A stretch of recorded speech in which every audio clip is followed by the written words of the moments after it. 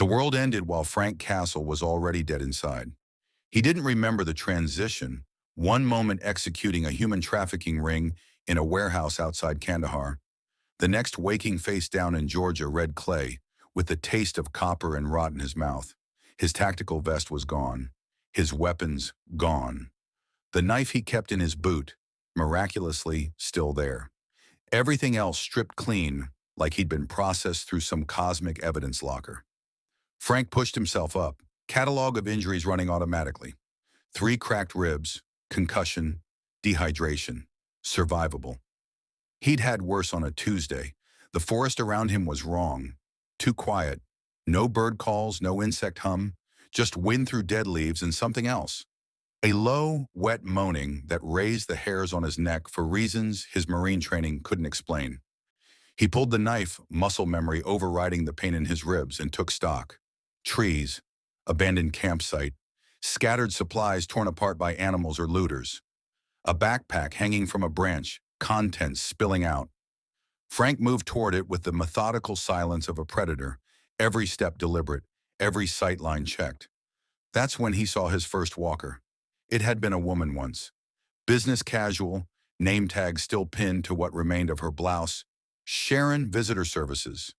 Half her face was missing, jaw working uselessly as she stumbled between the trees toward the sound of Frank's breathing. No recognition in those milky eyes, no consciousness at all, just hunger. Frank's knife was in her skull before his conscious mind registered the decision. The body dropped like a puppet with cut strings, and Frank stood over it, a breathing hard, studying the wound. The thing hadn't bled right, hadn't moved right, hadn't been alive in any way that mattered. What the hell? The moan came from his left, 3 more of them, drawn by the noise. Then from his right, 5, 6, stumbling through the underbrush with that same mindless persistence. Frank's tactical assessment was instant and cold. Surrounded, limited weapons, unknown enemy capabilities, no backup, no extraction. So, Tuesday, he moved, not away, toward. The knife found eye sockets and temple bones with the precision of a man who'd studied human anatomy to better destroy it. They didn't defend themselves, didn't adapt, didn't learn. Just reached and moaned and died their second deaths as Frank cut through them like wet paper.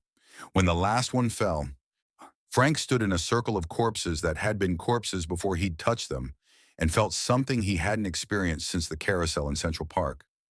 Complete disorientation. A branch snapped behind him. Frank spun, knife ready, and found himself facing a living human for the first time since waking. The man was maybe 50, crossbow raised, eyes hard with the kind of wariness Frank recognized from combat zones. Another man flanked him, younger, Asian, baseball bat wrapped in barbed wire resting on his shoulder. Both had that lean, dangerous look of people who'd survived things that killed softer men. "Easy," the older one said, southern accent thick. "We ain't looking for trouble, but you just made a lot of noise, and noise brings more of 'em." Frank didn't lower the knife. "More of what?" The 2 men exchanged glances. The younger one spoke. "The dead, walkers, biters. You new to this?" "You could say that." Frank's eyes tracked the tree line, counting exits, measuring distances. "Where am I?" "About 15 miles outside Alexandria, Virginia." The older man lowered his crossbow slightly, studying Frank with the intensity of a fellow predator. "I'm Daryl. This is Aaron. You got a name?" "Castle." "Well, Castle, unless you want to attract every walker in a 5-mile radius, we need to move. You can come with us or take your chances alone. But I'm guessing from the way you handled yourself, you're military, and military means useful. We could use useful." Frank looked at the bodies around him, the things that had been human once, that moved and attacked and died without ever really living. He thought about the warehouse in Kandahar, once the traffickers he'd been executing, the mission that had somehow deposited him here, in this impossible place. He'd been hunting monsters when the world ended. Now the world was nothing but monsters. "Lead the way," Frank said, and followed the 2 men into a forest where the dead walked and the living learned new definitions of survival. If you want to see more characters cross into different universes, hit that subscribe button and drop the name of a character, and in the universe you'd want to see them in down in the comments below. In the apocalypse, punishment never dies. 3 hours of hard movement through the woods taught Frank everything he needed to know about this new reality. The walkers were everywhere. Solitary ones stumbling between trees, small herds clustered around old campsites, was drawn to sound and movement like moths to flame. Daryl and Aaron moved with practiced efficiency, avoiding when possible, putting down with quick, silent strikes when necessary. Always the brain, always quiet. Frank adapted in minutes. This was just target identification with different parameters. They stopped at a creek bed where Aaron produced a canteen and energy bars from his pack. Frank accepted both without comment, filing away the generosity as either tactical assessment or genuine compassion. Too early to tell which. "So," Aaron said, watching Frank drink, "you really don't know what happened. How long you been out here?" "Don't know. Last thing I remember clearly was Afghanistan. Then I woke up here." Daryl spat into the dirt. "Afghanistan? You were overseas when it started?" "Started when?" "About 6 years ago. Outbreak. A disease, virus, whatever the hell it was, spread fast. CDC couldn't stop it. Government collapsed. Everyone who dies comes back as one of them. Everyone. Don't matter how you die. Bullet, heart attack, old age. You die, you turn. Only way to stop it is destroy the brain." Frank processed this with the cold logic of a tactician. Total societal collapse. No rule of law, no infrastructure, survival of the most ruthless. He'd trained for scenarios like this. Every Marine had.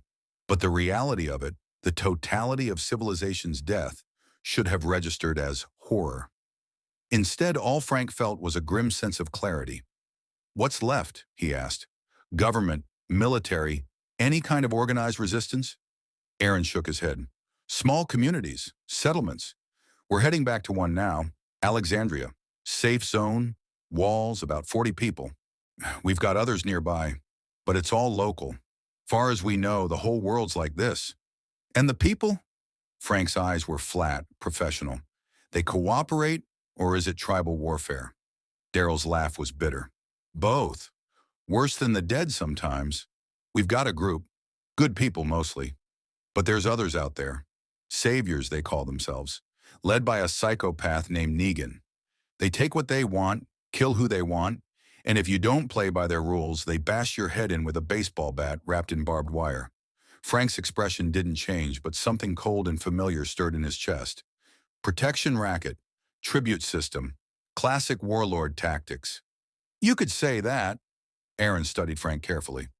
"Our leader, Rick, he's trying to organize resistance, unite the communities. But it's complicated. A lot of people just want to survive, not fight. And you," Daryl met Frank's eyes with the directness of a man who'd killed and would kill again. "I'm with Rick. We've lost people to Negan. Good people. He's got it coming." Frank stood, handing back the canteen. In his mind, he was already categorizing. Negan and his saviors were targets. Rick's group was potential asset or obstacle, depending on their rules of engagement. The walkers were environment, terrain, a constant background threat to be managed. Just like Kandahar, just like Fallujah, just like every war zone Frank had ever operated in. Except this war zone didn't end. There was no going home, no mission completion, no extraction, just endless survival and the question of what justice meant when civilization was a memory. "This Alexandria," Frank said, "they got weapons? Supplies? Enough to keep us alive. Why?" Frank picked up a fallen branch, tested its weight, then discarded it in favor of a piece of rebar from an old fence. The metal felt right in his hand, balanced, lethal, familiar. Because if there's warlords taking from the weak, that's a tactical problem with a tactical solution. He looked at Daryl and Aaron with the flat, certain gaze of a man who'd spent years executing judgment on human predators. "I'm good at solving those kinds of problems." Daryl smiled, sharp and dangerous. "Yeah, I'm getting that feeling." They moved on toward Alexandria as the sun set over a dead world, and Frank Castle carried with him the only thing that had survived the transition intact. his mission to punish the guilty, no matter what universe they inhabited. On Alexandria's walls rose out of the Virginia countryside like a monument to the world that died. Suburban houses behind sheet metal and reinforced timber, guard towers cobbled together from lumber and hope. Frank assessed it with a professional eye. Defensible, but not impregnable. Sight lines adequate, choke points at the main gate. A good position for civilians playing soldier. A death trap against anyone who knew what they were doing. The gate guards recognized Daryl and Aaron immediately, but their rifles tracked Frank with the nervous tension of people who'd learned paranoia the hard way. One was a kid, maybe 20, with a patchy beard and shaking hands. The other was a woman, older, steadier. She kept her weapon on Frank while Aaron explained. Found him in the woods. Knows how to handle himself. Seems lost. Lost how? The woman's eyes never left Frank's face. Says he doesn't remember the outbreak. Military background. Killed 6 walkers with a knife in the time it took us to reach him. That changed something in her expression. Not trust, but calculation. Frank recognized it. She was measuring his utility against his threat potential. Smart. Rick's gonna want to talk to him, she said finally, and signaled the gate open. Inside the walls, Alexandria looked like a suburban neighborhood frozen in time and slowly rotting. Houses with peeling paint and boarded windows. Gardens turned to practical crops instead of decorative flowers. Solar panels jury-rigged to rooftops. Children playing in the street stopped to stare at the stranger with a 1,000-yard stare and blood-stained clothes. Frank had seen refugee camps with more life in them. They took him to a house near the center, larger than the others, with people moving in and out carrying supplies and weapons. A command post. The woman who met them at the door had red hair and the kind of exhausted authority that came from making impossible decisions until they stopped feeling impossible. "Deanna's expecting you," she said to Aaron, then looked at Frank. "You're the one Daryl radioed about?" "That's me. Michonne, I help run security." She didn't offer a hand. "You'll need to surrender any weapons before meeting with our leadership." Frank pulled the knife from his boot and handed it over without comment. Michonne checked him for other weapons with professional efficiency. She knew what she was doing, where to look. When she was satisfied, she gestured toward the door. "And inside and Castle, we've taken in a lot of people over the years. Some worked out, some didn't. Which one you turn out to be is up to you." The interior had been converted into a combination meeting room and armory. Maps covered one wall, hand-drawn, annotated with symbols Frank recognized from military planning. Red marks for hostile forces, blue for friendlies, black for dead zones. Someone here had tactical training. The man studying those maps turned when Frank entered, and something passed between them in that first moment of eye contact. A recognition of shared experience, shared loss, shared capacity for violence. He was maybe 40, lean and bearded, with eyes that had seen things that changed a man's definition of what was possible. "Rick Grimes," the man said, offering his hand. "I lead this community. Aaron says you're military." Frank shook it. "Marine. Force Recon. Frank Castle." Castle. Rick studied him the way Frank had studied 1,000 targets. "Aaron also says you don't remember the outbreak. That true?" "Last clear memory is Afghanistan, 6 months ago by my count. Woke up in the woods today. Everything between is—" Frank paused, calculating how much truth to offer. "Missing." A woman standing near the map spoke up, dark-skinned, pragmatic eyes. "That's not possible. You'd be dead. Exposure, dehydration, walkers. No one survives 6 years in the wild alone." "Rosita's right," Rick said. "Which means either you're lying or something else is going on. We've seen strange things, but this—" He let it hang. Frank met his gaze without flinching. "I don't have answers. I have skills. Daryl says you've got a problem with raiders calling themselves saviors. That's a problem I know how to solve." The room went quiet.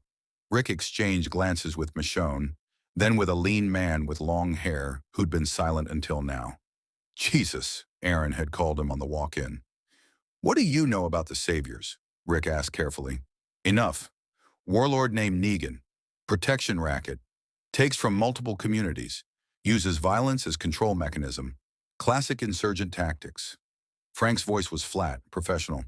You're planning resistance. Need to know if I'm asset or liability. Rick's jaw tightened. We're trying to keep people alive. The saviors. They've taken things from us. People. They killed two of ours to make a point. We've been gathering allies, building strength, but we're not soldiers. Most of us are just people trying to survive. And Negan is a monster, Michonne said quietly. He's got outposts, soldiers, weapons, keeps communities under his thumb through fear and brutality. We give him half of everything we produce, or he kills us. We've been planning to hit his outposts, cut off his supply lines, but it's risky. A lot of people could die. Frank had heard variations of this story in a dozen countries. Different names, same pattern. Predators preying on the weak while good people debated the morality of fighting back. You're approaching it wrong, Frank said. You're thinking like victims planning revenge. You need to think like soldiers executing a campaign. Rick's eyes hardened. I was a cop before this. I know the difference between justice and murder. Do you? Frank's voice carried no judgment, just cold curiosity. Because in my experience, when the rule of law dies, justice becomes whatever keeps the innocent alive. Negan's killed your people. He'll kill more. You planning to arrest him? Give him a trial? We're planning to stop him, permanently. Rick stepped closer, and Frank saw the weight of command in every line of his face. But we do it as a community, with rules. We're not like him. That's what separates us. Frank had heard that before too. Every commander who still believed civilization was coming back, that the war was temporary, that there was a line you didn't cross even when the enemy had crossed every line that mattered. He'd believed it once, before the carousel in Central Park, before his family's blood taught him the only truth that mattered. Monsters don't stop until you stop them. When in stopping them requires becoming something monstrous yourself. Rules are a luxury, Frank said. You've got families here, kids. Negan comes through those gates. Your rules won't protect them. Only thing that protects them is making sure he never gets the chance. Michonne's hand went to her katana, not threatening, just ready. And how would you do it? Frank turned to the maps, studied the layout with a professional's eye. Outposts marked in red, supply routes, guard rotations someone had noted in careful handwriting. It was good intelligence, but the tactics were defensive, reactive. You've been playing defense, waiting for him to move, then responding. That's how you lose. Frank pointed to the largest outpost. You need to make him respond to you. Hit him hard, fast, where he doesn't expect it. It's cut the head off the snake before the body knows it's dying. We're not assassins, Rick said firmly. No, you're people trying to survive in a world where the dead walk and the living are worse. Frank met his eyes. I'm not asking you to become like Negan. I'm asking you to let me do what I'm trained for, what I'm good at. You keep your community safe, maintain your rules, stay human. I'll handle the monsters.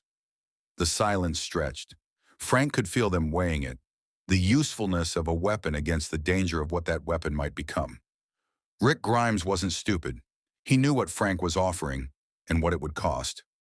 We don't know you, Jesus said finally. Don't know if we can trust you.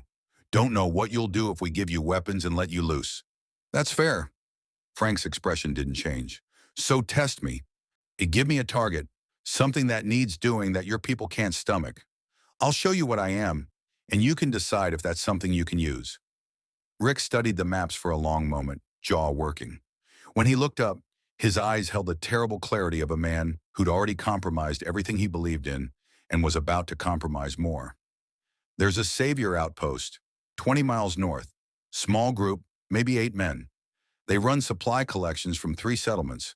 If we take it out, we disrupt Negan's logistics and send a message. He paused. But we'd have to kill them all. Can't leave survivors to report back. Not a problem, Frank said. It is for us. Rick's voice was hard. We've killed saviors before, in battle and self-defense. But this is different. This is walking into their territory and executing them. This is war, Frank corrected. And in war, you kill the enemy before they kill you. You want me to prove I can do what you can't? Give me a location and whatever weapons you can spare. I'll have it done by sunrise. Michonne shook her head. Alone? Against 8 armed men in a fortified position? That's suicide. Frank smiled, and there was nothing warm in it. I've done worse odds, and unlike your people, I'm not going home after this. There's no home to go to. There's just the mission. Rick looked at his advisors, saw the doubt and desperation mixing in their expressions, and made the calculation every commander makes when the enemy is at the gates and conventional tactics have failed. Daryl goes with you, he said finally. He knows the territory, knows their patterns. Now, you try anything we don't like, he puts you down. Understood? Understood. Then gear up. You leave in an hour. And Castle? Rick's eyes held a warning and a plea. Those men you're going to kill, they're following Negan because it's safer than opposing him. Some of them might not be monsters, just scared people making bad choices. Frank thought of the traffickers he'd killed in Kandahar, the dealers in New York, the mobsters who'd murdered his family. Every one of them had a story, a reason, an excuse. Then they should have made better choices, he said, and went to prepare for war in a world that was already dead. The armory was a converted garage, racks of scavenged weapons organized with military precision. Daryl handed Frank a tactical vest, worn but functional, and pointed to the rifle selection. Take your pick. We got AR-15S, a couple AKs, hunting rifles. Ammo's precious, so make your shots count.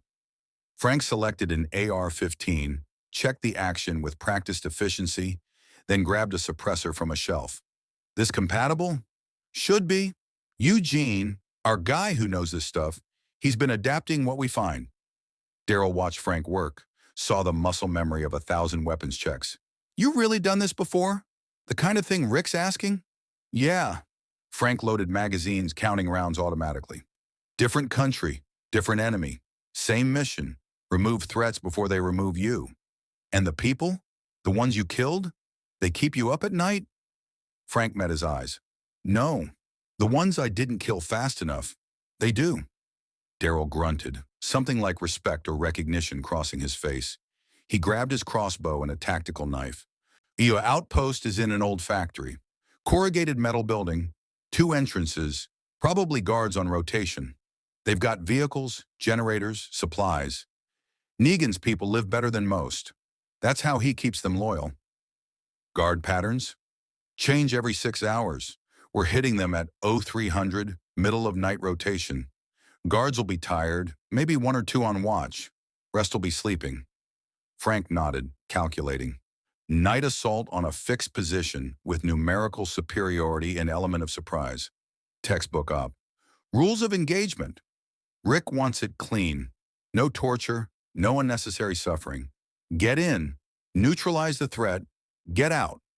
And if someone surrenders, Daryl's expression went dark. Saviors don't surrender. They know what happens if they're caught. Negan will kill their families as punishment for weakness, and they'll fight to the death. Good, Frank said flatly. Makes it simpler. They loaded the truck in the silence, a battered pickup with makeshift armor plating. Michonne came out as they were finishing, carrying a radio and a hard expression. Rick wants check-ins every hour. Miss one, we assume you're compromised. Frank took the radio. If we're compromised, you'll hear gunfire.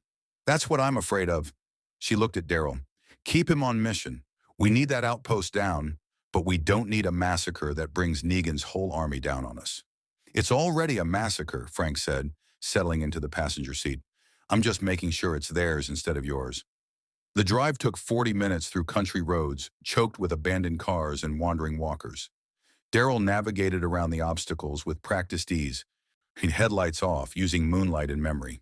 They passed through dead towns, storefronts smashed, houses burned, corpses that had been picked clean by scavengers and weather. You got family? Daryl asked suddenly, eyes on the road. Before? Had. Frank's voice carried no emotion. Wife, 2 kids. They're gone. The outbreak? Something worse. Men who thought they could take what they wanted without consequences. Frank checked his rifle again, unnecessary but comforting. I taught them different. Daryl nodded slowly. I get it. Lost people too. Everyone has. That's what Negan counts on. Everyone's so broken by loss that they'll accept his protection, his rules, just to feel safe again. Safety's an illusion. Only thing you can count on is what you can enforce yourself. Maybe, but Rick's trying to build something better. Something worth protecting beyond just survival. Daryl glanced over. You believe in anything like that? Or is it all just targets and missions? Frank was quiet for a long moment, watching the dead world slide past the window. He thought about Maria and the kids, about the moment in Central Park when his old life died and something else was born. He thought about every mission since, the endless parade of dealers, mobsters, traffickers, predators he'd hunted across a world that kept producing more of them. I believe in punishment, he said finally. I believe monsters need to be stopped, and that sometimes it takes a monster to stop them. Everything else is just noise. They parked half a mile from the factory and went the rest on foot, moving through the darkness like ghosts. Daryl knew the terrain intimately, where to step, where to avoid, where the Walker herds congregated. Frank followed, impressed despite himself at the man's fieldcraft. The factory appeared through the trees, exactly as described. Single-story metal building, flickering generator lights visible through gaps in the walls. 2 trucks parked outside. One guard visible on the roof, smoking a cigarette. Another at the main entrance, leaning against the doorframe. Frank and Daryl settled into a copse of trees 50 yards out, glasses up, counting and cataloging. 2 exterior guards, Frank murmured. Probably 4 to 6 inside. Vehicles fueled and ready. They're prepared for quick evac if needed. Smart. Negan doesn't tolerate incompetence. Frank studied the sight lines, calculated angles and timing. I'll take the roof guard with the suppressor. Yes, you drop the door guard with the crossbow, silently. Then we breach and clear, room by room. And if someone runs, they don't? Daryl looked at him sidelong. You've done this exact thing before, haven't you? Not just combat. This, the cold approach, the execution. Yeah. Feel anything about it? Frank lowered the glasses and met Daryl's eyes in the moonlight. Relief that I'm doing it instead of asking someone else to. They moved into position. Frank settled prone on a small rise with clear line of sight to the roof. The guard was 23, maybe 24.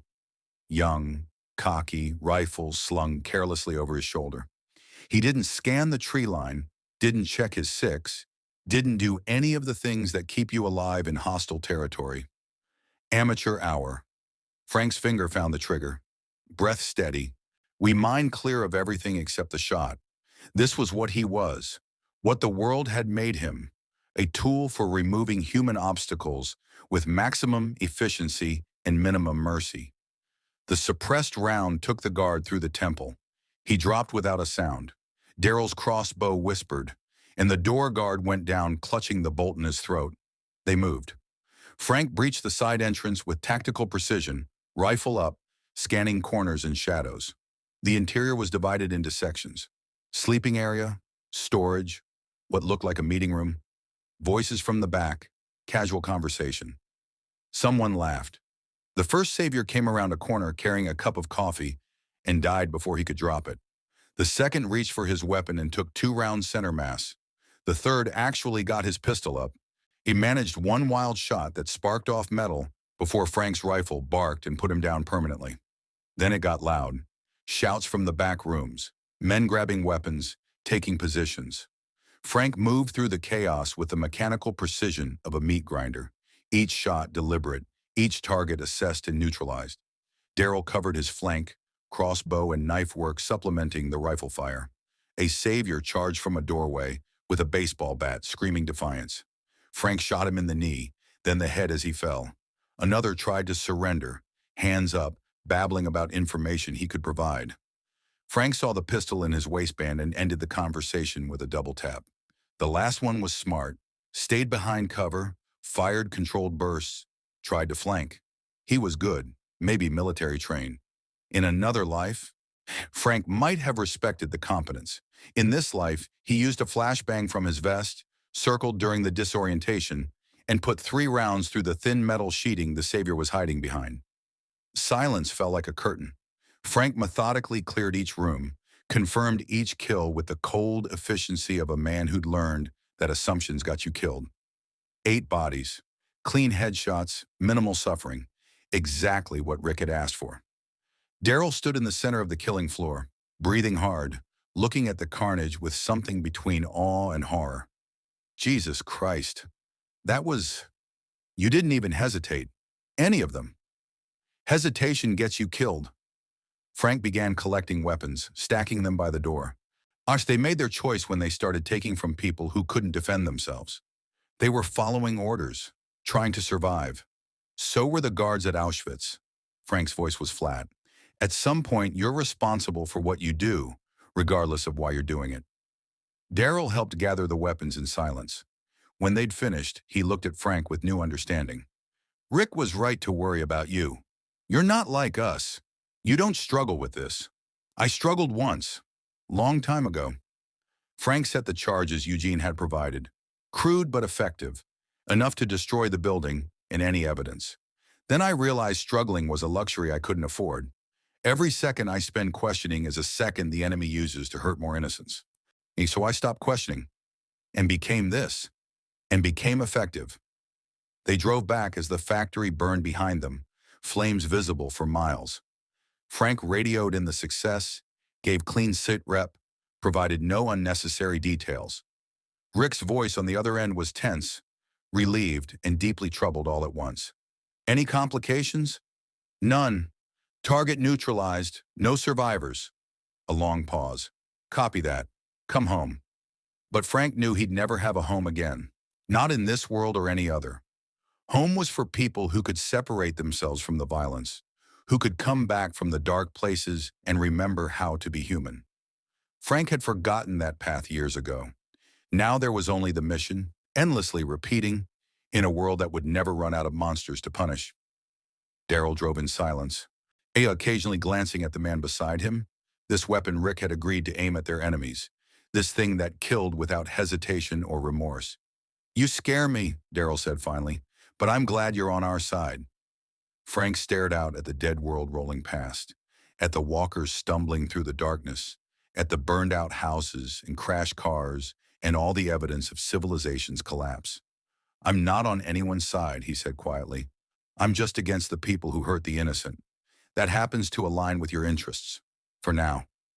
The implication hung in the air between them. For now, but not necessarily forever. Because Frank Castle's war didn't end when the enemy was defeated. It just found new enemies, new targets, new monsters wearing different faces. And in a world of walkers and warlords, and there would always be monsters.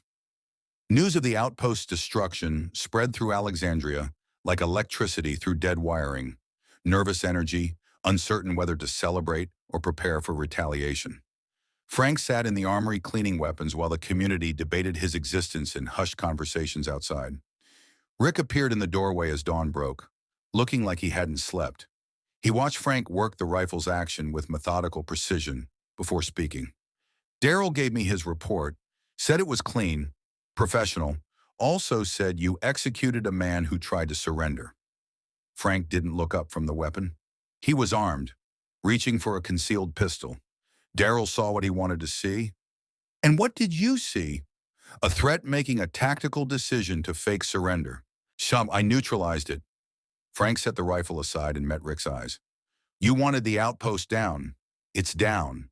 You wanted it done quietly. It was. You want to debate the morality of how that happened? We can do that. But it won't change the bodies or bring them back. Rick stepped inside, closed the door. I need to know if you're going to follow orders or just do whatever you think is right. I followed your orders. You said neutralize the threat. I did. I also said no unnecessary killing. There wasn't any. Frank's voice remained flat, matter of fact.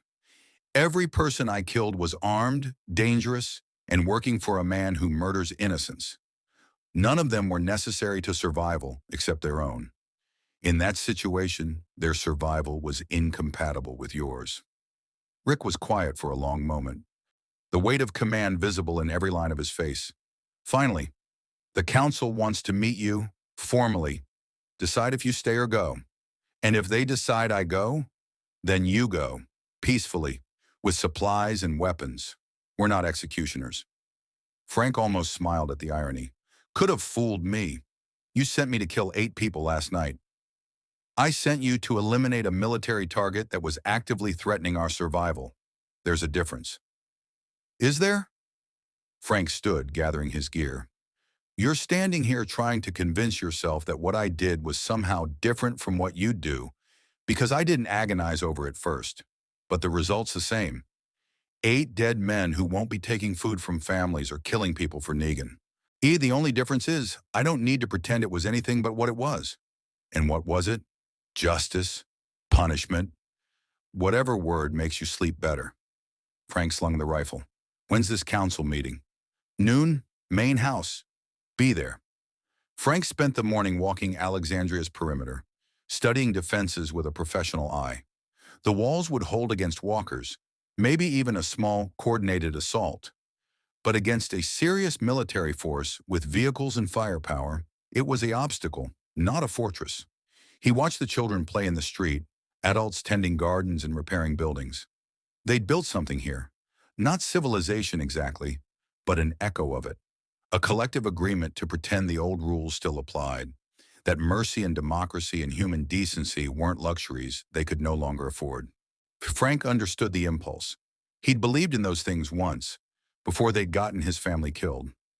A woman approached as he studied the east wall, 30s, physician's bearing, kind eyes that had seen too much death. Your castle, the new arrival. She offered her hand. Denise Cloyd, I run the infirmary. Frank shook it. Doctor. Was. Now I'm whatever keeps people alive with limited supplies and no backup. She studied him with clinical interest. Daryl said you killed 6 walkers with a knife when they found you. Can I ask how you got the skills? Marines, Force Recon? You learn to fight or you die. And the scars? She'd noticed the marks visible at his collar. Those look old. Pre-outbreak. They are. Denise didn't push, just nodded. I heard about the outpost. Some people are calling you a hero, and others are calling you a psychopath. I'm trying to figure out which one's right. Maybe both, maybe neither. Frank turned back to the wall. Doesn't change what needed doing. No, but it changes what you become if you keep doing it. Her voice was gentle but firm. I've seen what happens to people who kill too easily in this world. They stop seeing individuals, just threats and targets. Eventually, they can't tell the difference between a savior and a scared teenager with a gun. I can tell the difference. Can you, or do you just not care? Frank looked at her, saw genuine concern instead of judgment. I care about keeping people like you alive, so you can keep doing good. That requires removing people who prevent that. If that makes me whatever you want to call it, I'll live with that. Will you? Wait, because everyone I've known who thought like that eventually crossed a line they couldn't uncross. Became the thing they were fighting. Denise touched his arm briefly. Just be careful. We need warriors, but we also need humans. She left him there, her words lingering like cordite smoke. The council meeting convened in Rick's house, a dozen people representing Alexandria's leadership. Rick and Michonne sat at the head, flanked by Maggie from Hilltop Community via radio. Jesus, Aaron, a man introduced as Gabriel, and several others Frank didn't know. They studied him like a dangerous animal they were considering adding to their arsenal. Rick spoke first. We've brought you here to discuss your status in this community. You've proven capable, effective, but capability isn't the only factor. We need to know if you can follow our rules, respect our authority, and operate within the moral framework we're trying to maintain. What framework is that? Frank asked. Gabriel leaned forward, a priest Frank realized from the collar still visible under his jacket. We don't kill unnecessarily. We don't torture. We don't become the monsters we're fighting. Those are our lines.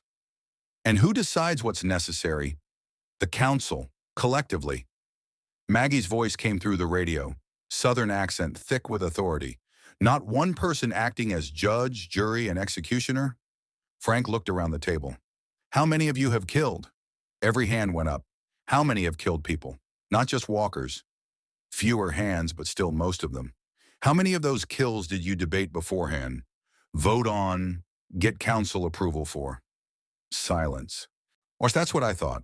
Frank's voice was calm, stating facts.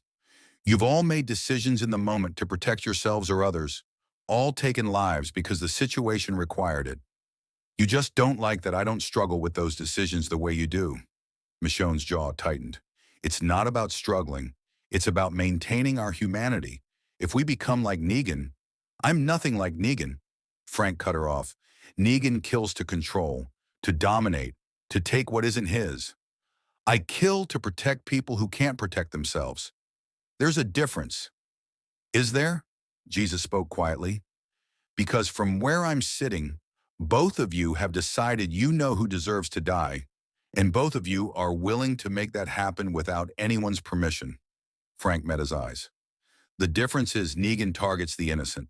I target the guilty. You can argue about the morality of that distinction, but it's real, and it matters. Rick held up a hand, stopping the debate. Here's the situation, Castle. We're at war with the Saviors. We need every capable fighter we can get. But we're also trying to rebuild civilization, not just survive in the ashes. That means rules, accountability, community. I understand. Do you? Because what I saw in that outpost report wasn't a soldier following orders. It was an executioner enjoying his work. I don't enjoy it, Frank's voice went cold. But I don't apologize for it either. Every man I killed last night was making a choice to serve a tyrant, to take from the weak, to enable murder and oppression. They could have walked away, they didn't. One that made them legitimate targets. What about redemption? Gabriel's voice was soft. What about the possibility that people can change? Frank thought about the mobsters who'd killed his family, the dealers he'd hunted, the traffickers in Kandahar. He thought about every excuse, every justification, every plea for mercy from men who'd shown none to their victims. Redemption's a luxury for peacetime, he said. In war, you destroy the enemy's capacity to hurt you, then you worry about their souls. Maggie's voice crackled through the radio. Rick, I've got 40 people at Hilltop counting on me to make good decisions. This man scares me, but Negan scares me more. If Castle can hurt the Saviors badly enough to give us breathing room, I say we use him. With oversight, Jesus added quickly. Missions approved by council. Check-ins. Accountability. Rick looked at Frank. Can you work within those parameters? Frank considered. He'd operated outside oversight his entire adult life. First in black ops units that officially didn't exist, then as a vigilante hunted by the law he'd once upheld. The idea of asking permission to hunt monsters was foreign to everything he'd become. But this world was different. No police to dodge, no courts to avoid, just communities trying to survive against overwhelming odds, and enemies who deserved everything he could deliver. I can work with operational parameters, Frank said carefully. You give me targets, I'll eliminate them. You want reports, I'll provide them. But if I'm in the field and someone needs killing to protect innocence, I'm not waiting for a vote. That's not acceptable, Gabriel started. Honor, it'll have to be. Rick's voice was final. Because the alternative is, we waste time debating while people die. Castle's right about one thing. War doesn't wait for consensus. He looked at Frank. But understand this. You operate under my command, my rules. You go rogue, start making your own calls about who deserves punishment. We'll put you down ourselves. Clear? Crystal. Michonne wasn't satisfied. And what happens when Negan's dead? When the Saviors are gone? What does Frank Castle do then? Frank smiled, and there was nothing human in it. There's always another enemy, always another monster. World doesn't run out of people who need killing. That's exactly what I'm afraid of, she said quietly. The council voted, 7-5 in favor of keeping Frank, with strict operational oversight. Maggie's vote from Hilltop tipped the balance. Pragmatism over principle, survival over morality. As the meeting broke up, Rick pulled Frank aside. You're getting what you want, targets and weapons.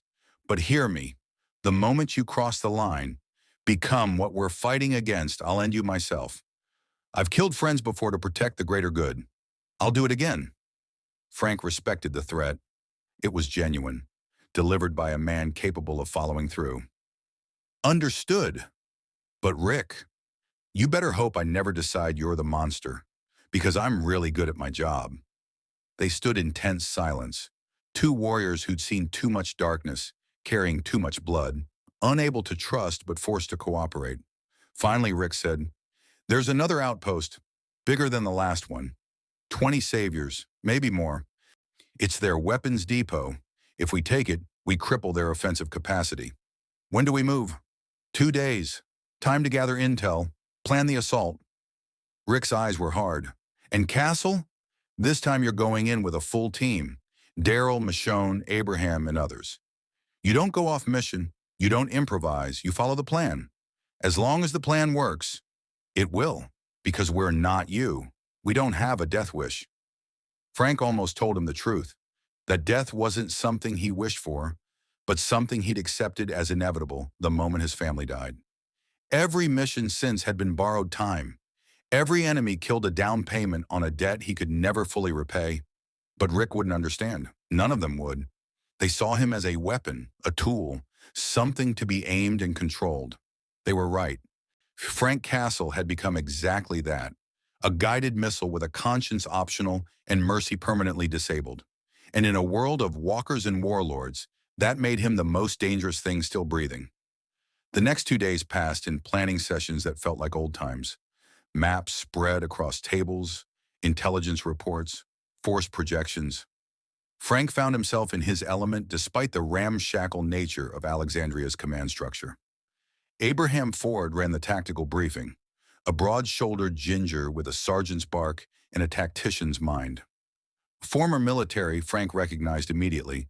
The man had that specific kind of scarring only combat left behind. "Savior Weapons Depot is here." Abraham tapped the map, an old warehouse complex 10 miles west.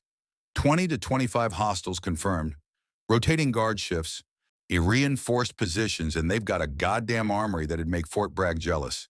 ARs, LMGs, RPGs, and enough ammo to fight a small war. "Which is exactly what Negan's planning," Michonne added. "Intel from our people at the Kingdom says he's preparing a major offensive. Multiple communities simultaneously. He wants to break resistance before we can organize." Frank studied the compound layout. "Access points? 3. Main gate, heavy coverage, 2 guards minimum. Loading dock on the east side, usually 1 guard, but it's exposed, no cover for approach. Then there's the drainage tunnel." Abraham pointed to a line on the map. "Runs under the fence. Tight fit, probably walker infested, but it's a way in." "We split the team," Frank said immediately. "Diversionary assault on the main gate draws their forces. Our second team hits the loading dock while they're distracted. I take the tunnel, come up inside their perimeter, hit them from behind while they're focused on the gates." Rick shook his head. "Too risky. If you get stuck in that tunnel or run into walkers, you're cut off with no support." "I work better alone." "That's the problem." Michonne's voice was sharp. "This isn't a solo mission. We operate as a team or not at all." Frank looked at the assembled fighters. Daryl, Abraham, Michonne, a woman named Rosita who had Eugene's technical skills with none of his cowardice, and a hulking man called Aaron. Competent people mostly, but competence wasn't the issue. "Teams slow down decision-making," Frank said. "Someone needs to surrender. You'll hesitate. Someone needs killing. You'll debate. I don't hesitate, and I don't debate. That makes me effective. Alone." Abraham leaned forward, voice dangerous. "Listen, Jarhead, I've run more missions than you've had hot meals. I know the value of a lone wolf operator. I also know the value of covering fire and tactical support. You go in alone, you might take out 10 before they swarm you. We go in as a team, we take them all and get out alive. Alive isn't the objective. Mission completion is. And what good's completing the mission if you're dead?" Rosita challenged. "We need fighters for the long war, not martyrs for one battle." Frank met her eyes. "I'm already dead. Happened years ago. Everything since is just momentum." The room went quiet. Even these people, who'd seen civilization collapse, who'd killed friends turned walker, who'd watched children die, found something unsettling in Frank's complete acceptance of his own mortality. Rick broke the silence. "You go with Daryl. Tunnel approach like you planned, but 2-man team. He watches your back, you watch his. Everyone else hits the main gate and loading dock as planned. We coordinate timing, hit them from 3 directions simultaneously, overwhelm their response capacity. Frank considered arguing, then recognized the tactical sense. Fine, but when it gets loud, I'm not waiting for consensus. Wouldn't expect you to, Daryl said. Just try not to die. I'm tired of writing reports. They spent the rest of the day in final prep. Frank checked and rechecked his loadout. Rifle, sidearm, tactical knife, flashbangs, breaching charges. Muscle memory from 1,000 missions. The familiar ritual of preparing to visit violence on people who'd earned it. Denise found him in the armory that evening, carrying a medical kit. Thought you might need this, for after. She set it down, then hesitated. Can I ask you something? Sure. Do you ever think about what comes next? After Negan, after the Saviors? What does Frank Castle do in peacetime? Frank loaded magazines with mechanical precision. There is no peacetime. There's just intervals between conflicts. That's a bleak way to live. It's an accurate way to live. This world ended, Denise. Civilization collapsed. The rules that made peacetime possible don't exist anymore. Now there's just survival and the question of whether the people who survive deserve to. And you've appointed yourself judge of who deserves it? No. They appointed themselves the moment they chose to be predators. Frank looked up from his work. You're a doctor. You save lives. That's your purpose, your contribution. Mine is removing the people who'd kill you for your medical supplies or worse. We're both necessary. Denise sat down across from him. I had a girlfriend once. Tara, sweetest person you'd ever meet. The governor, another monster like Negan, his people killed her sister. Tara wanted revenge. Wanted to become what you are. I talked her out of it. Good, revenge is personal, emotional, gets you killed. That's not my point. My point is she chose to stay human instead. Chose to build instead of destroy. And she's still here, still fighting, but she hasn't lost herself. You ever think about making that choice? Frank set down the magazine. He met her eyes with the flat honesty of a man who'd examined this question 1,000 times and always reached the same conclusion. I made my choice the day my family died. I chose to make sure what happened to them doesn't happen to anyone else, whatever that costs. If that means I lose myself, fine. Better me than someone who still has something to lose. Everyone has something to lose, Frank. Even you. Not anymore. She left him with that. The medical kit, a silent reminder that even in his world of predetermined outcomes and acceptable casualties, someone still believed he might survive long enough to need healing. The team rolled out at 0200 hours. 3 vehicles, 20 fighters total, heading into the dark with the grim determination of people who'd learned that survival meant taking the fight to the enemy before the enemy brought it to you. Frank rode with Daryl, both men silent in that comfortable way warriors share before combat. No need for words, no false bravado. Just the quiet acknowledgement that they might not see dawn and the professional acceptance of that risk. They parked 2 miles out and covered the rest on foot. The warehouse complex rose against the night sky. Floodlights on the perimeter, guard towers, the low hum of generators. Negan's people had built a fortress. They were about to find out fortresses only worked if you knew which direction the attack was coming from.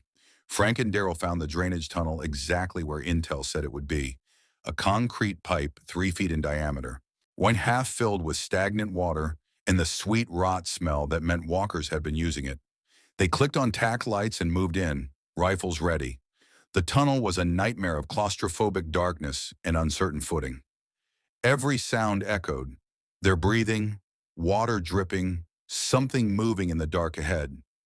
Frank moved point, navigating by training and instinct through the confined space. A walker came stumbling through the dark, former maintenance worker by the coveralls, jaw hanging by threads. Frank's knife found its eye socket before it could moan. The body splashed into the water. 2 more behind it. Daryl's crossbow whispered twice, and they dropped. They continued in silence, counting distance, waiting for the radio signal that would indicate the main assault had begun. Frank felt the familiar pre-combat clarity settling over him, the world reducing to sight lines and threat assessment, emotion stripped away like unnecessary weight. The tunnel ended at a grate that should have been locked, but wasn't. Carelessness or arrogance didn't matter. Frank pushed it open slowly, checking sightlines. They emerged inside the compound's perimeter, behind a storage building, exactly where they needed to be. Frank could see the main gate. Guards alert but not alarmed, focused outward.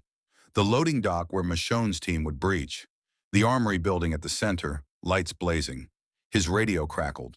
Rick's voice, barely audible. All teams in position. Execute in 30 seconds. Frank and Daryl moved toward the armory, using shadows and stacked supplies for cover. 28 seconds. 25. The main gate exploded inward with a shaped charge that lit the night like a dying star. Gunfire erupted immediately, Abraham's team pouring suppressing fire through the breach, while saviors scrambled to respond. The loading dock blew simultaneously, Michonne's team breaching with brutal efficiency, and Frank Castle went to work. He came out of the shadows behind the first group of saviors rushing toward the main gate. 3 quick shots, 3 bodies dropping before their companions registered the threat from the rear. Daryl's crossbow took another. Then they were moving, flowing through the chaos like death incarnate. Saviors died in confusion, unable to process attacks from 3 directions, unable to organize defense, unable to do anything but react and die. Frank moved through them with the methodical efficiency of a man dismantling machinery, each shot placed with surgical precision. A savior came around a corner and found Frank's rifle barrel in his face. The man's eyes went wide, young, terrified, already reaching for surrender. Frank's finger tightened on the trigger. "Wait!" Daryl's voice urgent. "He's just a kid!" The savior couldn't have been more than 19, hands shaking, weapon on the ground, absolute terror in his eyes. He'd probably joined the saviors for protection, maybe had family they were holding over him, maybe just didn't know better. Frank thought about the choices that led people to this moment, the desperation, the fear, the impossible decisions in a world that had stopped making sense. Then he thought about the families this kid had helped intimidate, to the supplies taken from communities that couldn't afford to lose them, the violence enabled by every person who chose to serve Negan's empire. "Please," the kid whispered. "I didn't want to. They made me." Frank lowered the rifle, the kid's eyes filled with desperate hope. Frank drew his sidearm and shot him once through the heart. "Jesus Christ!" Daryl stared at him. He was surrendering. He was armed in enemy territory wearing their colors. That makes him a combatant. Frank moved past the body. "You want to save him. You should have gotten here before he chose this life. He was a scared kid." Scared kids grow up to be scared adults who do terrible things because they're too scared to stop. Frank cleared the next corner. "I've seen it 1,000 times. You let them go, they come back. They bring friends. They kill people you care about. So no, I don't give second chances to people fighting for monsters." Daryl grabbed his shoulder, spun him around. "That's the line, Castle. That's the fucking line between us and them. We don't execute prisoners. We don't kill people who surrender." Frank looked at him with eyes that had seen too many good intentions turn to graves. "Your line gets people killed. Mine keeps them alive. Choose which one matters more." The armory exploded behind them. Rosita's demolition work, right on schedule. Secondary explosions followed as ammunition cooked off, turning Negan's weapons cache into a fireworks display of karmic justice. The remaining saviors broke, running for vehicles, abandoning positions. Survival instinct overriding training. Some of them made it, most didn't. When the shooting stopped, 23 saviors lay dead. Alexandria's forces had taken 2 casualties, both wounded, neither critical. The mission was a complete success. Rick found Frank standing over the body of the kid Daryl had tried to save. His face was unreadable in the firelight. "Daryl told me what happened." Frank didn't look up. "Then you know I did what needed doing. I know you executed a prisoner. I eliminated a combatant who posed future threat. He was 19 years old enough to pull a trigger, old enough to take responsibility for his choices." Frank finally met Rick's eyes. "You want to court-martial me? Do it. You want to kick me out? Fine. But don't pretend that kid was innocent. He chose his side, I chose mine. That's how war works." Rick was quiet for a long moment, the weight of command visible in the set of his shoulders. "Wyatt, we're not having this conversation again. Next time someone surrenders, you accept it. No debate, no independent judgment. We're not executioners. Yes, you are. Frank's voice was cold. You're just executioners who need to believe you're different, that you're better. You're not. You just kill people and feel bad about it instead of accepting what it makes you. And what does it make us? Survivors who haven't admitted the cost of survival yet. The ride back to Alexandria was tense. Abraham drove, Michonne in the passenger seat, both pointedly not engaging with Frank in the back. Only Daryl sat near him, crossbow across his knees, thinking. Finally, you're wrong, you know, about second chances. I've seen people come back from bad places, seen them become something better. How many? Frank asked quietly. Enough. And how many didn't? How many went back to their old ways and got people killed? Daryl didn't answer. That's what I thought. Frank watched the dead world pass by the window. You believe in redemption because you need to, because without that belief, this all becomes meaningless. I get it, but I can't afford that luxury. The people counting on me to keep them safe can't afford it either. So what do you believe in?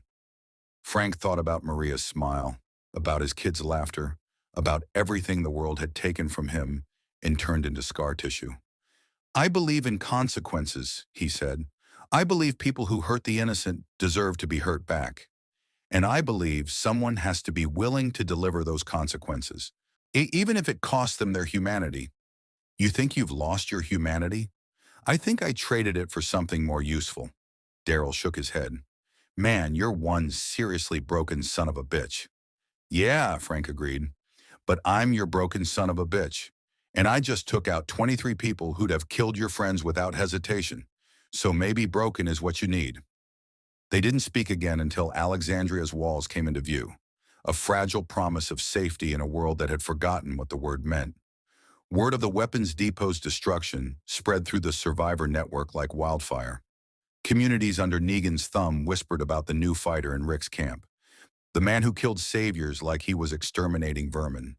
No hesitation, no mercy. Negan heard the whispers too.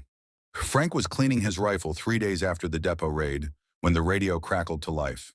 Rick's voice, tight with tension. All fighters to the gate, now!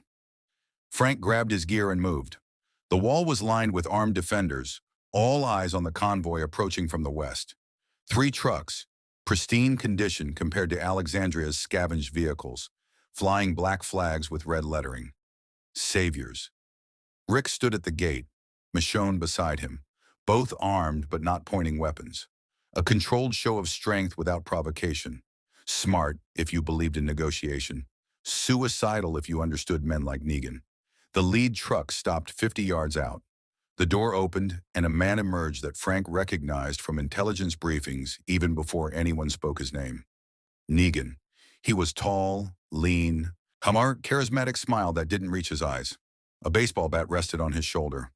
Lucille, wrapped in barbed wire, stained with blood that had long since dried to rust brown.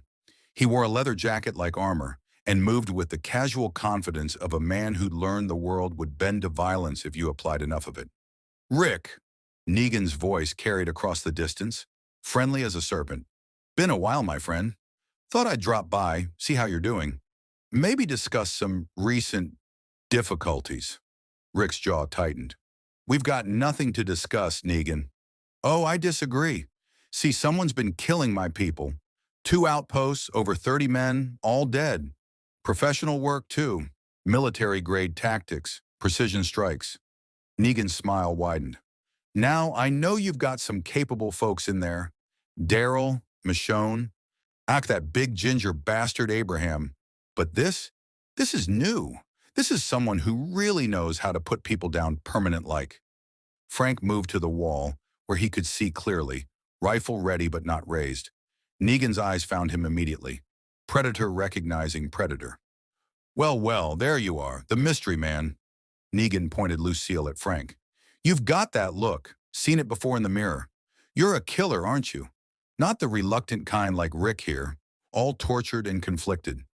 You're the real deal, the genuine article. Frank said nothing, just met Negan's gaze with the flat assessment of a man calculating kill shots. Strong, silent type. I like that. Negan turned back to Rick. Here's the situation, Rick. You've escalated. broken our arrangement, killed my people. That requires a response. Now, I could roll up here with 100 men and burn Alexandria to the fucking ground, but I'm a reasonable guy. I believe in proportional justice. Your justice is a bat to the skull, Rick said coldly. When necessary, yes, but I'm willing to be flexible. Negan's smile turned sharp. Give me the man who killed my people. Let me have a conversation with him, Lucille style, and we can forget this whole unpleasant business. Go back to our arrangement like civilized people. Not happening. Rick. You're not thinking clearly. I'm offering you a way out. One life for 40, one killer in exchange for all those women, children, good people behind those walls. That's a bargain. Michonne stepped forward. We don't trade people. Not to you.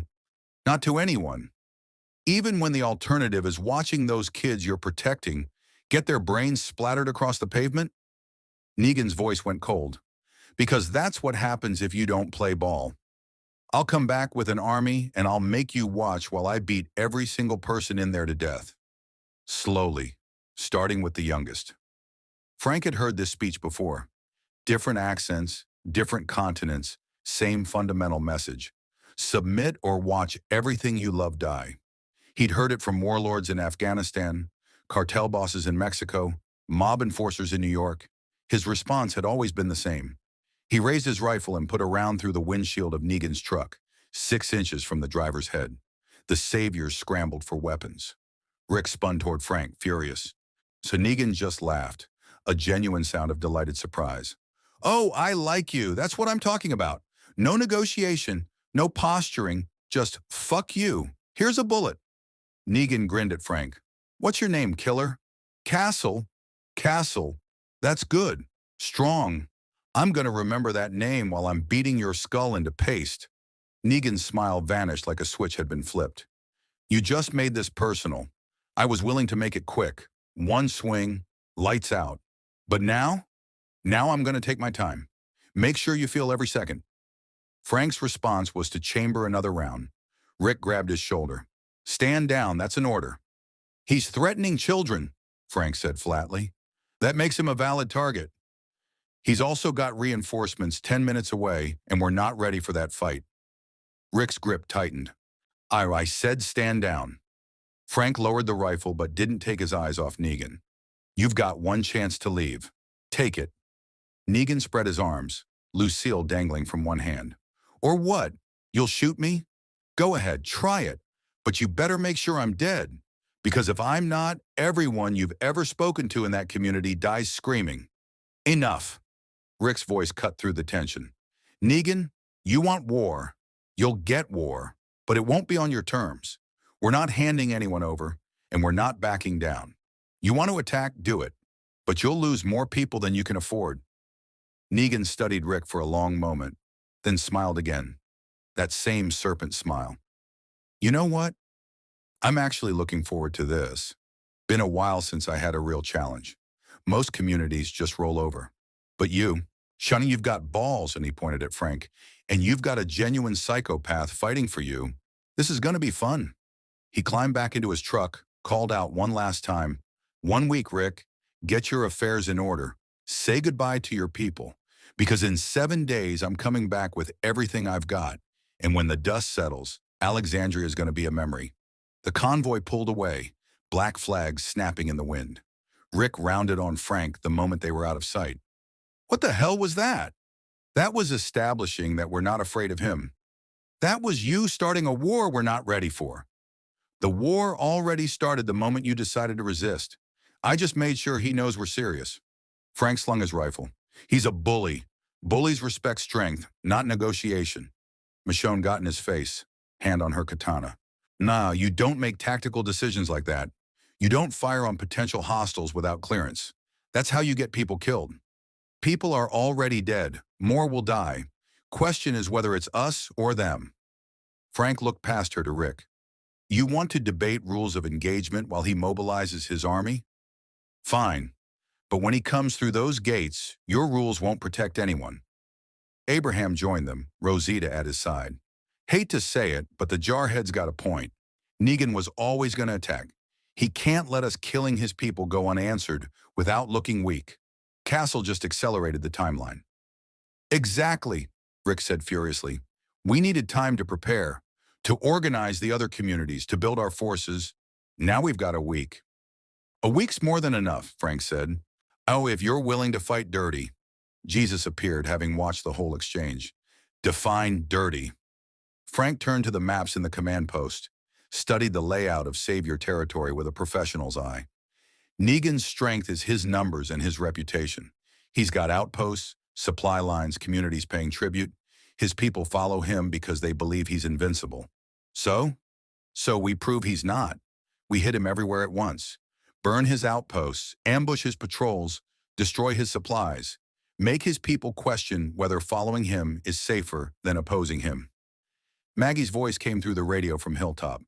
You're talking about terrorism, guerrilla warfare. I'm talking about asymmetric conflict. We can't beat his numbers in open battle, so we don't fight that battle. If we make him fight on our terms. Frank pointed to positions on the map. Small teams, hit-and-run tactics, psychological warfare.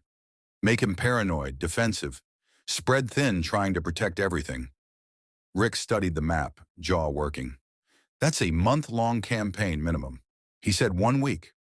Then we make that week count. Every night we hit something. Every day his people wake up wondering if they're next. By the time he attacks Alexandria, he's exhausted, demoralized, and questioning whether his soldiers will even fight. Or he gets so pissed off, he massacres every community in the region. Michonne countered. He's going to do that anyway. You heard him. He can't let resistance stand. Your choice is to be victims or fighters. Everything else is just details. The room fell silent. Frank could see them weighing it. The tactical merit against the moral cost. The potential for victory against the certainty of escalation. Finally, Rick spoke. We put it to the communities. Alexandria, Hilltop, Kingdom, Oceanside. They all get a vote. If they agree to this plan, we move forward as a coordinated resistance. If not, we find another way. There is no other way, Frank said quietly. There's surrender, or there's war. You already chose war when you started fighting back. Maybe, but we do it together, as a coalition, or not at all. Rick met Frank's eyes. This isn't your personal vendetta. It's survival for hundreds of people. They deserve a say. Frank wanted to argue that democracy was a luxury they couldn't afford, that leadership meant making hard choices other people couldn't stomach. But he recognized the immovable object when he saw one. Rick Grimes would build consensus or die trying. Fine, call your vote, but do it fast. Every hour we debate is an hour Negan uses to prepare. The council sessions ran through the night. Representatives from each community radioed in, voices carrying the weight of impossible decisions. The kingdom's Ezekiel, a theatrical man who styled himself royalty, spoke of honor and just war. Oceanside's Cindy argued for pure defense. Hilltop's Maggie pushed for aggressive action. Frank listened to it all with growing impatience. These were good people trying to make moral choices in a world that had stopped rewarding morality. They wanted to believe there was a right way to fight monsters, a clean path that didn't compromise their principles. They were wrong. But they needed to learn that themselves. The vote came at dawn, unanimous approval for coordinated resistance with strict rules of engagement. No attacking civilians, no torture, no unnecessary casualties. Frank had worked with worse restrictions. All right, Rick said, exhausted but determined. We've got 6 days. Castle, your tactical advisor, but Abraham runs field operations. You propose targets, we approve them. You go into the field, you've got a team. No lone wolf operations. Understood. And Castle, one more thing. Rick's voice was hard as iron. This is a war, but it's not an extermination. We're trying to break Negan's power, not genocide his people. You cross that line, become what he is, and we'll put you down ourselves. Clear? Frank thought about the thousands of targets he'd eliminated, the body count that stretched from Central Park to Kandahar and everywhere in between. He thought about the line Rick was trying to hold, and whether that line had any meaning in a world of Walking Dead and warlord rule. Clear, he said, and meant it, because Frank Castle understood something these people didn't. You didn't need to exterminate an enemy. You just needed to hurt them badly enough, publicly enough, that everyone else learned the cost of opposition. And in 6 days, Negan was going to learn that cost in blood. The war began at midnight on the first day. Frank led a 4-person team, Daryl, Rosita, and a quiet woman named Carol who'd proven herself a capable infiltrator, into Savior territory with a simple objective: destroy their fuel depot and make it hurt. They moved through the darkness like ghosts, are avoiding Walker herds and Savior patrols with equal precision. The depot was exactly where intelligence said it would be: a converted gas station, 3,000 gallons of diesel and gasoline stored in underground tanks, guarded by 6 men who thought their numbers made them safe. Frank proved them wrong. The operation took 11 minutes. Carol poisoned the guards' coffee during a shift change, a slow-acting sedative that left them confused and sluggish. Daryl took out the perimeter watch with his crossbow. Rosita placed the charges while Frank provided overwatch, rifles scanning for threats that never materialized. They were 2 miles away when the depot exploded, a pillar of fire visible for 20 miles in every direction. 3,000 gallons of Negan's mobility, his logistical advantage, his ability to project force, gone in one incandescent moment. The radio crackled as they reached the extraction point. Hilltop team reporting: Southern outpost neutralized, 8 hostiles down, ammunition stores destroyed. Kingdom team, Eastern checkpoint eliminated, supply convoy intercepted and burned. Oceanside team, coastal warehouse hit, food stores destroyed. 4 simultaneous strikes, 4 crippling blows to Negan's infrastructure. Frank allowed himself a grim satisfaction. This was how you fought a numerically superior enemy. You didn't meet them head-on, you bled them until they couldn't stand. Rick's voice came through. All teams, excellent work. Return to base. We regroup and plan the next phase. But Frank was already studying the map, calculating the next target, the next wound to inflict on an enemy who thought himself invincible. The second night, they hit communications. Negan's people used radio networks to coordinate between outposts, outdated equipment, but functional. Frank's team destroyed relay stations, stole equipment, and left the Saviors blind and isolated. The third night was psychological warfare. They staged a raid on a small outpost, made enough noise to draw reinforcements, then disappeared before contact. The Saviors found nothing but Walker herds that Frank had carefully herded into their path. Dozens of undead streaming through their defensive positions, while the living enemies they'd expected never materialized. 2 Saviors died to Walker bites. The rest abandoned the outpost in panic. By the 4th night, Negan's people were jumping at shadows. Frank sat in Alexandria's command post, updating the tactical map with red X's marking destroyed targets. Abraham watched with professional appreciation. "You're good at this," the big man said. "The systematic destruction part. Where'd you learn it?" "Afghanistan, Iraq, other places that don't officially exist." Frank marked another position. "Asymmetric warfare against insurgents who knew the territory better than we did. You adapt or you die. And the whole no mercy thing? That part of the training too?" Frank looked up, met Abraham's eyes. "That's personal experience. You show mercy to people who'll use it to hurt you later, and eventually you run out of people to protect. I learned that the hard way." Abraham nodded slowly. "I get it. Lost my family too. Wife, kids. Walkers got them while I was deployed. Came home to an empty house and a world that had ended without asking my permission." He paused. "Difference is, I found people worth protecting again. Found a reason to keep going beyond just killing." "Good for you. You could too, you know. This place, these people, they're worth more than just tactical assets." Frank thought about the children playing in Alexandria's streets, the gardens being tended, the fragile hope that maybe civilization could be rebuilt from the ashes. He thought about how much that hope would matter when Negan's army came through the gates. "I protect them by removing threats. That's my contribution. You want to build something better? Do it. But someone needs to make sure the monsters don't tear it down. And if you become the monster in the process, then at least I'm a monster pointing in the right direction." The 5th night, Frank's luck ran out. The target was a Savior lieutenant, A man named Simon who ran collections from 6 communities and had a reputation for creative brutality. Intelligence put him at a fortified house with a dozen guards, rotating shifts, professional security. Frank planned the operation with his usual precision. Infiltrate during shift change, eliminate Simon quietly, extract before reinforcements arrived. Clean, surgical, exactly the kind of operation he'd run 100 times. The plan survived until first contact with the enemy, which is to say about 40 seconds. Simon wasn't at the house. It was a trap.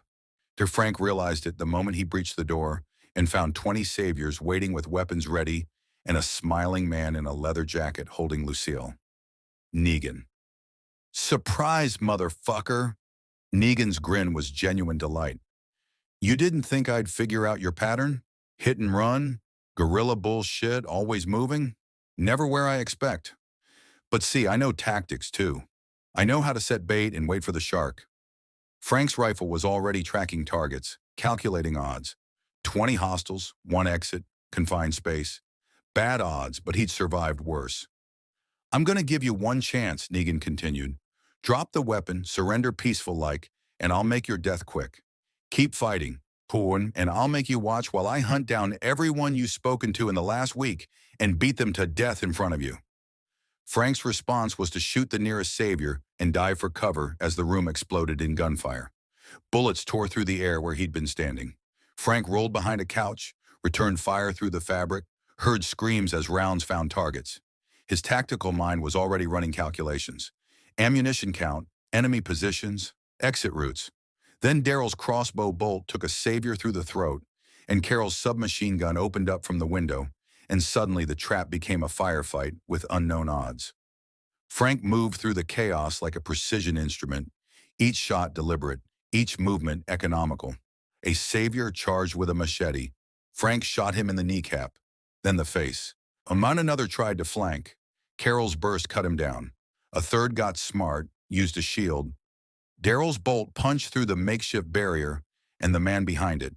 Negan himself had taken cover behind an overturned table. Lucille forgotten, a pistol in his hand. You're better than I thought, but you're still gonna die here, Castle.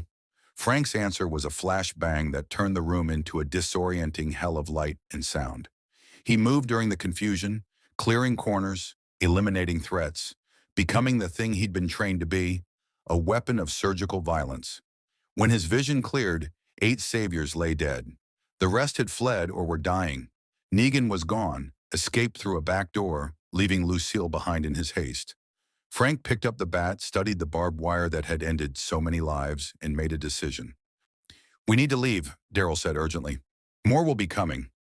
Let them come. Frank hefted Lucille, felt the weight of it.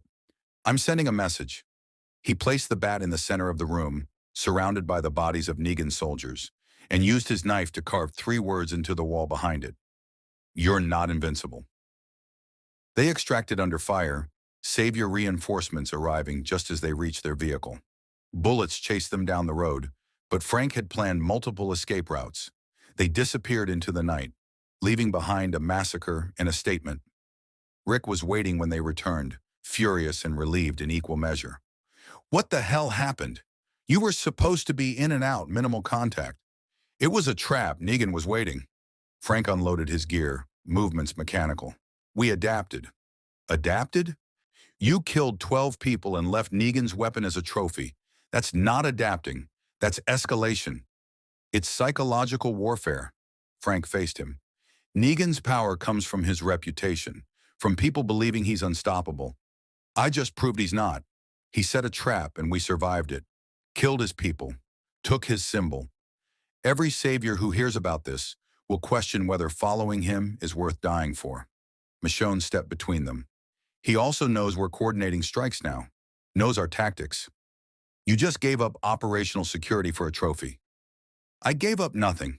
He already knew we were coordinating. That's why he set the trap. All I did was make sure his people know the trap failed. Frank's voice was cold. You want to win this war. You need to understand that Negan's greatest weapon is fear. You break that, yet you break him. Rick studied Frank for a long moment, jaw tight. And when he retaliates? When he takes that fear you talk about and focuses it on us, then we're right where we were going to be anyway. But with him knowing we're not afraid. The radio crackled. Jesus' voice strained. Rick, we've got a situation. Negan just broadcast to every community in the network. You need to hear this. Rick switched to the public channel. Negan's voice filled the room, smooth and confident despite the night's defeat. Attention all communities currently resisting the saviors. I want to tell you a story about a man named Castle. Real piece of work, this guy. Killed 30-something of my people in the last week. Professional soldier, no conscience, perfect little killing machine. Rick's eyes never left Frank's face. Now, a Castle here thinks he's making a point. Thinks he's some kind of hero, protecting the innocent by putting down the bad guys. And I respect that. I really do. Takes dedication to kill that efficiently. But here's the thing. Castle's not protecting you. He's painting a target on you. Negan's voice went hard. So here's the new deal. Every community that's been helping Rick's resistance, you've got 24 hours to bring me Castle's head. Do that, and we go back to our arrangement. You give me half, I leave you alone. Don't do it, and I start visiting communities, one by one, and I burn them to the fucking ground. Starting with the smallest, starting with the families. Silence on the line. 24 hours, Castle's head, or everyone dies. Choose wisely. The radio went dead. Rick turned to Frank, and in his eyes was the terrible calculus of leadership. Weighing one life against hundreds, one killer against communities of innocence. He's bluffing, Frank said. He can't afford to massacre communities. He needs their production, their labor. You willing to bet children's lives on that? I'm willing to bet that giving him what he wants won't stop him. You hand me over, he'll find another excuse, another demand. That's what tyrants do. They take until there's nothing left. Maggie's voice came through from Hilltop. Rick, I've got 40 people here. Families, kids. If Negan's serious, he is, Jesus cut in. We've seen what he does to communities that cross him. This isn't posturing. Rick looked around the room, at Michonne, Abraham, Carol, Daryl. Saw the same impossible question in all their eyes. Sacrifice one to save many? Or refuse and risk everything? Council meeting, Rick said finally. 1 hour. Everyone gets a vote. Frank nodded, unsurprised. In the end, democracy was just another word for collective absolution. Spread the guilt thin enough, and maybe no one had to carry it alone. He went to prepare for whatever came next, knowing that in 60 minutes, these people would decide whether he died as a sacrifice or lived as a weapon. Either way, Negan had already lost, because Frank Castle had taught him something tonight. Fear was a two-way street, and the man who thought himself invincible had just learned what it felt like to be hunted. The council meeting was a trial in everything but name. Representatives from all communities crowded into Alexandria's meeting hall, some via radio, others who'd risked the journey to argue their case in person. Frank stood in the center like a defendant, silent while people debated his execution. Maggie spoke first, voice tight with the weight of leadership. I don't like this any more than you do, but Negan's killed before to make points. He beat 2 of our people to death right in front of us. If he says he'll burn communities, I believe him. So we give him what he wants? Abraham challenged. Hand over the one guy who's actually hurt him? That's surrender with extra steps. That's survival, countered Gregory, Hilltop's former leader, present via radio. His voice dripped with self-preservation. One life for hundreds. The math is simple. The math is cowardice, Ezekiel from the kingdom rumbled, his theatrical tone replaced with genuine anger. We surrender this man. We tell Negan that threats work, that violence is rewarded. And next time he wants something, he'll make the same demand, and we'll make the same choice until there's nothing left but submission. Cindy from Oceanside was blunt. Castle's been here a week. We've been surviving years without him. Why should we risk everything for a stranger? Carol, quiet until now, spoke with the calm of someone who'd made harder choices. Because strangers become allies. Allies become family. We start picking who's worth saving based on how long we've known them. We stop being a community and start being a gang. The debate raged for 40 minutes. Frank listened without comment, studying the faces, measuring the fear against the resolve. These were decent people trying to make impossible choices in a world that punished decency. Finally, Rick raised a hand for silence. "I'm not putting this to a vote," he said. Anron and the room erupted in protest. He spoke over them. "Because this isn't a decision a vote can make. This is leadership. This is the choice I have to live with." He turned to Frank. "You've been quiet. Want to speak in your own defense?" Frank considered the question.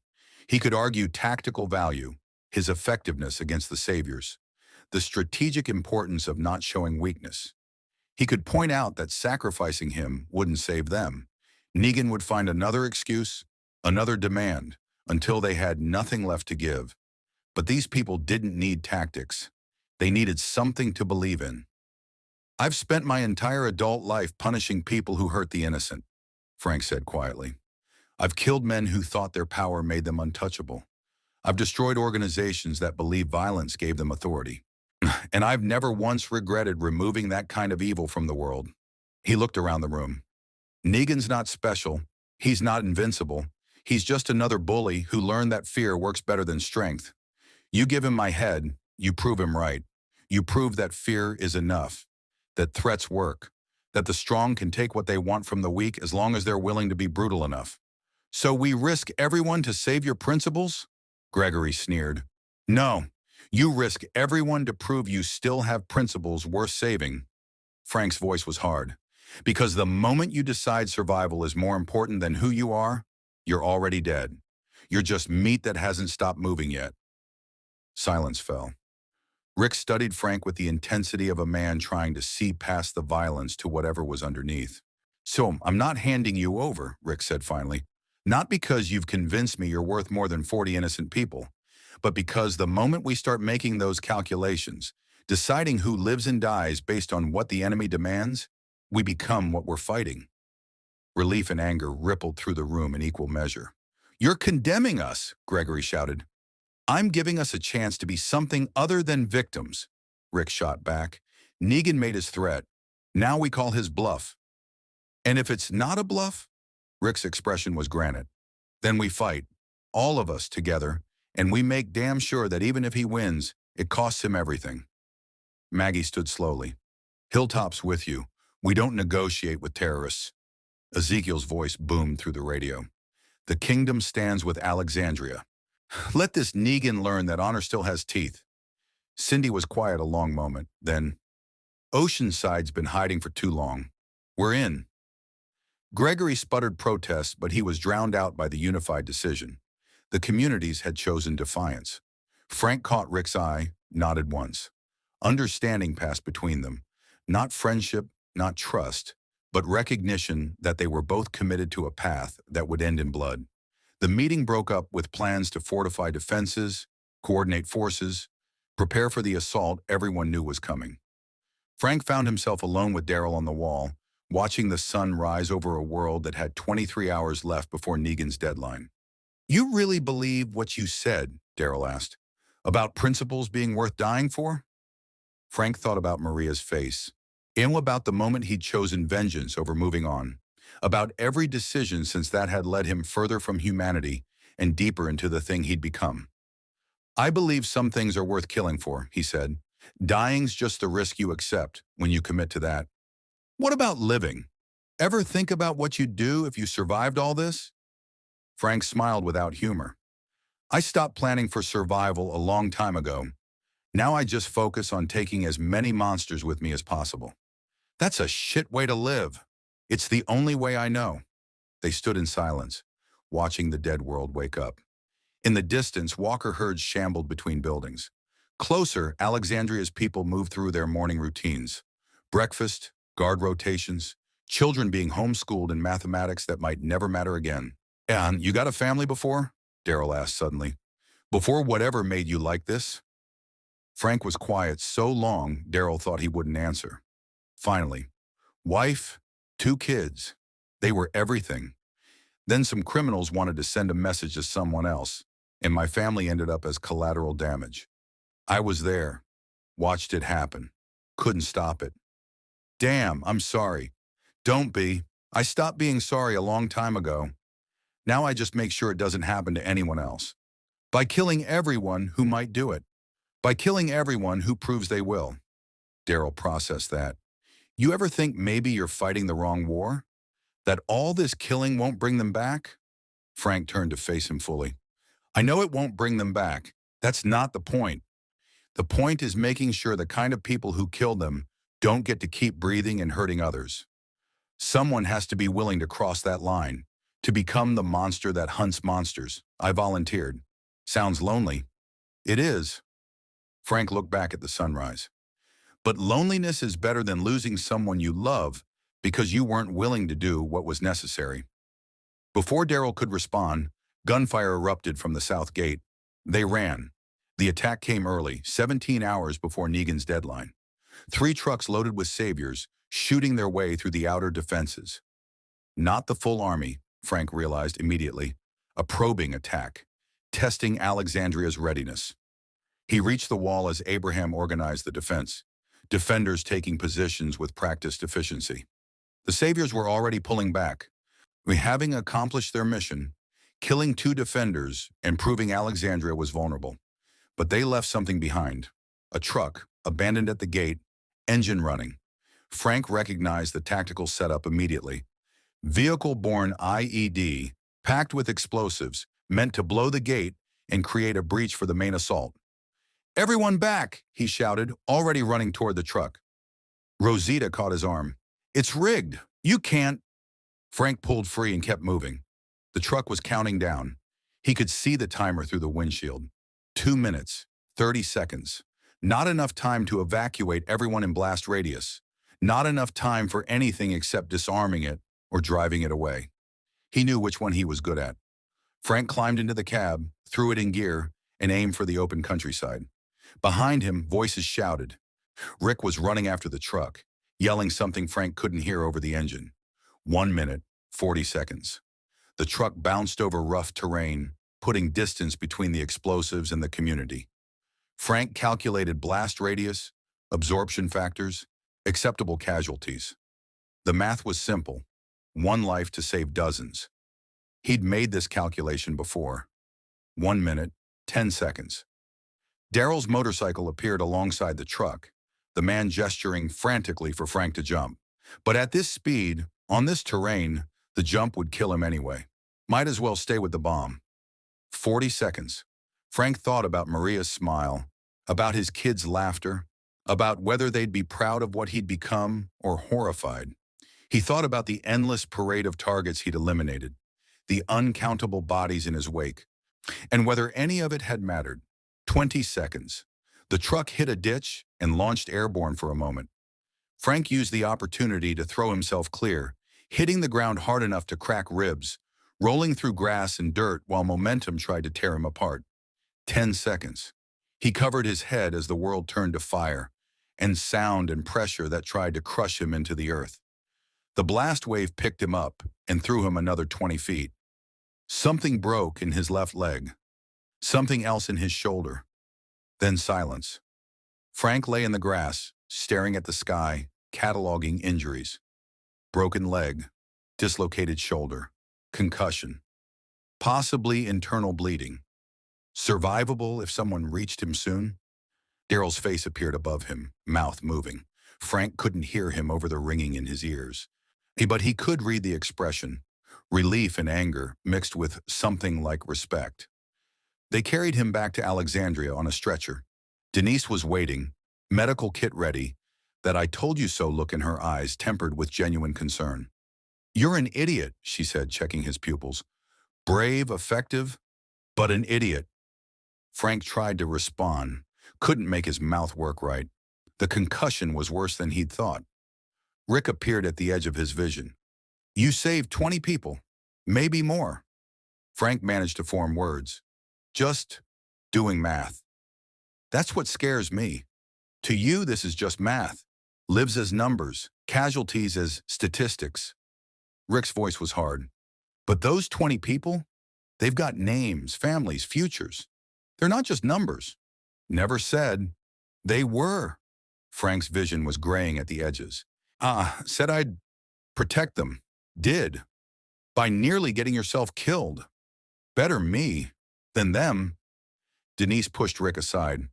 All right, enough philosophy. I need to set this leg before shock sets in. Castle, this is going to hurt. Always does, Frank muttered, and passed out as she started working. He woke hours later in Alexandria's infirmary, leg in a splint, shoulder immobilized. The sun was setting through the window, 15 hours until Negan's deadline. Rick sat in a chair beside the bed, cleaning his revolver with mechanical precision. You're awake. Frank tested his injuries, winced. How long? 6 hours. You've got a concussion, broken fibula, dislocated shoulder, 3 cracked ribs, and more bruises than Denise could count. She says you'll live, but you won't be fighting for at least a week. We don't have a week. No, we don't. Rick set down the gun. Which is why I need to know. Was that suicide or sacrifice? The truck? Frank thought about the question, about the fine line between accepting death and seeking it. Does it matter? It does to me, because if you've got a death wish, I can't trust you to make rational decisions. And I need rational right now. It was tactical assessment, Frank said finally. Bomb in the truck, people in blast radius. I could disarm it or remove it. Removing it was faster and more certain. The rest is just physics. And if you died? Then I'd have died protecting people who can't protect themselves. There's worse ways to go. Rick studied him for a long moment. You really don't care, do you? Whether you live or die. I care about the mission. My survival's secondary to completing it. That's not healthy. Frank almost laughed, stopped when his ribs protested. Nothing about me is healthy, Rick. I'm a weapon you aimed at your enemies.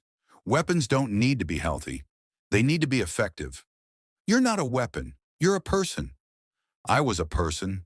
Now I'm what's left after everything that made me human got burned away. Frank met his eyes. And that's okay. Because what's left is exactly what you need to beat Negan. Rick stood, looked out the window at Alexandria preparing for war. Maybe, or maybe what you are is exactly what makes us no better than him. There's a difference. Is there? Because from where I'm sitting, both of you solve problems by killing people. Both of you justify it with ideology. Both of you sleep fine at night. Frank pulled himself upright despite the pain. Needed Rick to understand this. The difference is who we kill. Negan targets the innocent to control the survivors. I target the guilty to protect the innocent. That difference matters. It's the only thing that matters. Rick turned back to him. And who decides guilt? You. Based on what standard? Based on actions. Based on choices. Based on whether someone uses their strength to protect or to prey. Frank's voice was hard. Negan had a choice. Every one of his saviors has a choice. They choose to take from the weak. That makes them guilty. End of discussion. And you never make mistakes? Never kill someone who maybe deserved a second chance? Frank thought about the 19-year-old kid Daryl had tried to save.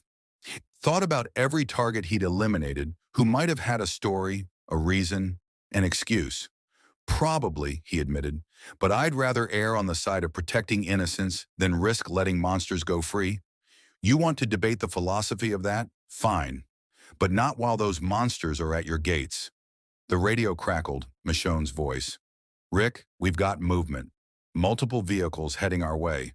Looks like Negan's not waiting for his deadline. Rick grabbed his gun, headed for the door. He paused at the threshold, looked back at Frank. You stay here. You're in no condition to fight. Frank was already pulling the IV from his arm, teeth gritted against the pain. I can shoot. That's all I need. Denise said, Denise isn't in command. You are. And you need every fighter you've got. Frank tested his weight on the broken leg. He decided it would hold if he didn't ask too much. Besides, Negan's coming for me. Seems rude not to greet him. Rick wanted to argue, Frank could see it. But the math was simple. Wounded fighter was better than no fighter, and they were about to be badly outnumbered. Fine, but you hold the wall. No heroics, no truck diving. You're a sniper until that leg heals. Understood. They moved to the walls together, Rick to command, Frank to kill. The sun was setting, painting the world in shades of blood and fire. Negan's army appeared on the horizon, More trucks than Alexandria had bullets, more soldiers than Rick had defenders, more firepower than Hope should survive. But Hope had Frank Castle on the wall with a rifle, and Frank Castle had long ago stopped caring about odds. He'd just keep shooting until he ran out of targets or ammunition. Iron whichever came first. Negan's army stopped just outside rifle range, a calculated show of force designed to inspire despair. 50 vehicles, at least 200 soldiers, enough firepower to reduce Alexandria to rubble. They arranged themselves in a crescent formation, blocking all escape routes, engines idling like the breathing of some massive predator. Frank counted positions from his sniper perch, calculating fields of fire and kill zones, despite the pain radiating through his broken body. Beside him, Rosita spotted targets through binoculars, calling out tactical information. Heavy weapons truck center formation. Looks like a mounted 50 cal. Marked, Frank confirmed, adjusting his scope. 3 more technical vehicles flanking positions. They're setting up for suppressing fire. Let them. Once they commit to positions, they're static targets. The lead truck's door opened, and Negan emerged with Lucille, flanked by a dozen lieutenants. He raised a bullhorn, voice carrying across the killing field. Rick Grimes, I know you can hear me. I'm a man of my word, so here's how this goes. You've got 2 choices. Send out Castle right now, and everyone else lives. Don't, and I'm coming in there, and I'm killing every single person until someone points me to him. Rick stood on the wall, visible and defiant. Third option, Negan. You turn around and leave. We're done being afraid of you. Negan's laugh echoed across the distance. You're done being afraid? Rick, you're shitting bricks right now. I can see it from here. You know you can't win this. You know, I've got the numbers, the guns, the will. All you've got is stubbornness and a death wish. We've got more than that, Rick called back. We've got communities standing together. Hilltop, Kingdom, Oceanside, all of them ready to fight. You attack us, you go to war with everyone. Good. I was getting bored just collecting tribute. War's more fun. Negan's voice went cold. Last chance, Rick. Castle walks out or everyone dies. 10 seconds to decide. Frank chambered around, found Negan in his scope. The shot was possible. 600 yards, moderate wind, moving target. Difficult, but not impossible. Rick's hand came down on the barrel, pushing it aside. Not yet. He's a valid target. He's also surrounded by 200 soldiers who'll burn this place down if you drop him. Rick's jaw was tight. We fight smart, or we don't fight at all. The 10 seconds expired. Negan shrugged, smiled, and raised Lucille in signal. The heavy weapons opened up. 50 cal rounds chewed through Alexandria's walls like paper, forcing defenders to cover. The technical vehicles provided suppressing fire while infantry dismounted and began advancing in coordinated teams. Professional military tactics. Negan had trained them well. Frank returned fire methodically, each shot a mathematical problem solved with lead. A soldier advancing on the left flank, down. Another trying to set up a mortar position, down. A lieutenant coordinating fire teams, down. He worked the rifle like a surgeon's scalpel, removing the most dangerous threats first. But for every soldier Frank dropped, 3 more filled the gap. The wall to his left exploded inward. RPG strike, perfectly placed. Defenders scattered, some too slow, buried under rubble. Frank shifted position, found the RPG team reloading, put rounds through both operators before they could fire again. Daryl appeared at his side, crossbow working in tandem with Frank's rifle. They're gonna breach the walls. We need to fall back to secondary positions. Fall back and they'll hunt us room to room. We hold here, or we lose everything. Abraham's voice boomed across the wall. Castle's right. We break. We die. Hold the goddamn line. The defenders rallied, pouring fire into the advancing saviors. Molotov cocktails arced over the walls, turning vehicles into funeral pyres. Rosita's precision shooting took out drivers, sending trucks careening into each other. Carol emerged from a hidden position and began dropping saviors with calm, methodical efficiency that would have made Frank proud, but it wasn't enough. The saviors reached the walls, began climbing, using grappling hooks and sheer numbers to overwhelm defenses. Hand-to-hand combat erupted along the perimeter. Michonne's katana flashed in the firelight, severing limbs and lives. Abraham wielded a rifle like a club when ammunition ran low. Rick fought with desperate intensity, protecting his people through sheer force of will. Frank emptied his rifle into the climbers, switched to his sidearm, kept shooting, despite the agony in his ribs with each recoil. A savior made it over the wall, charged with a machete raised. Frank shot him twice center mass, once in the head, then used the body as cover while he reloaded. The battle became a nightmare of noise and blood and impossible odds. Frank lost track of time, operating on pure training and muscle memory. Shoot, move, reload, shoot again. Protect the weakest positions, eliminate threats in order of lethality. Stay alive long enough to kill as many as possible. Then Negan himself came through the breach. He'd abandoned Lucille for a pistol and a combat knife, moving through the chaos with the confidence of a man who'd survived 100 fights. Bodies dropped in his wake. Alexandria defenders who'd underestimated him, who'd thought him just a tyrant instead of a warrior. Frank saw him cutting toward the children's shelter, where families had taken refuge. The tactical decision was instant. Leave sniper position, intercept on broken leg, engage superior opponent at close range with multiple injuries. The odds of survival were effectively zero. Frank went anyway. He dropped from the wall, legs screaming protest, when hobbled toward Negan's position as fast as his shattered body would allow. The tyrant saw him coming, smile spreading across his face. "There you are, the man of the hour, the thorn in my ass." Negan raised his pistol. "I'm gonna enjoy this." Frank dove behind cover as bullets chewed through wood. His tactical mind ran calculations.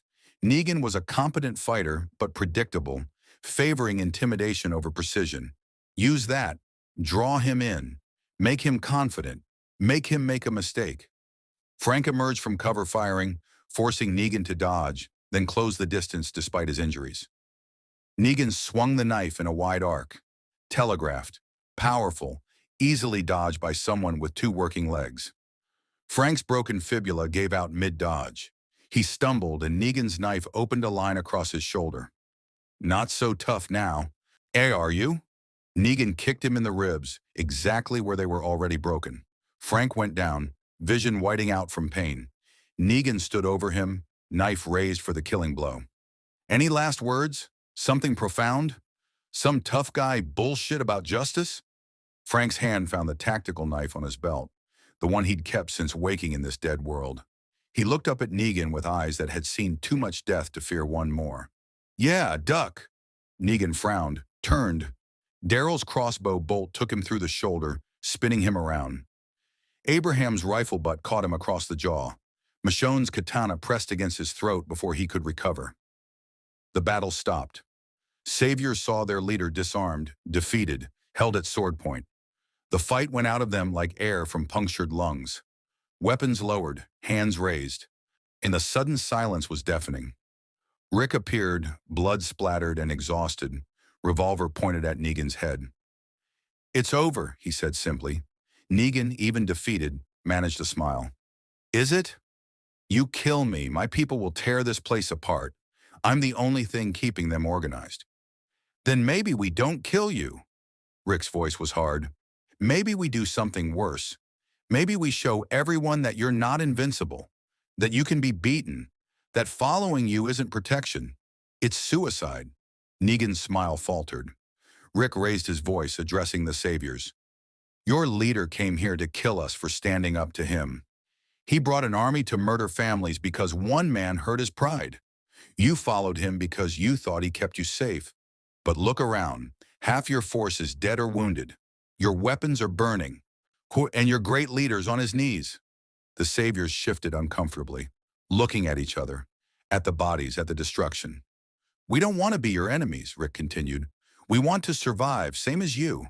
But we won't do it by bowing to tyrants. Walk away now. Go back to your communities and we'll let this end. Keep following this man, and we'll keep fighting until there's nobody left." A long silence. Then one savior dropped his weapon. Then another. Then a dozen. They began backing away, climbing into undamaged vehicles, abandoning their leader without a word. Negan watched his empire crumble, disbelief replacing arrogance. You can't be serious. I built this. I kept you alive.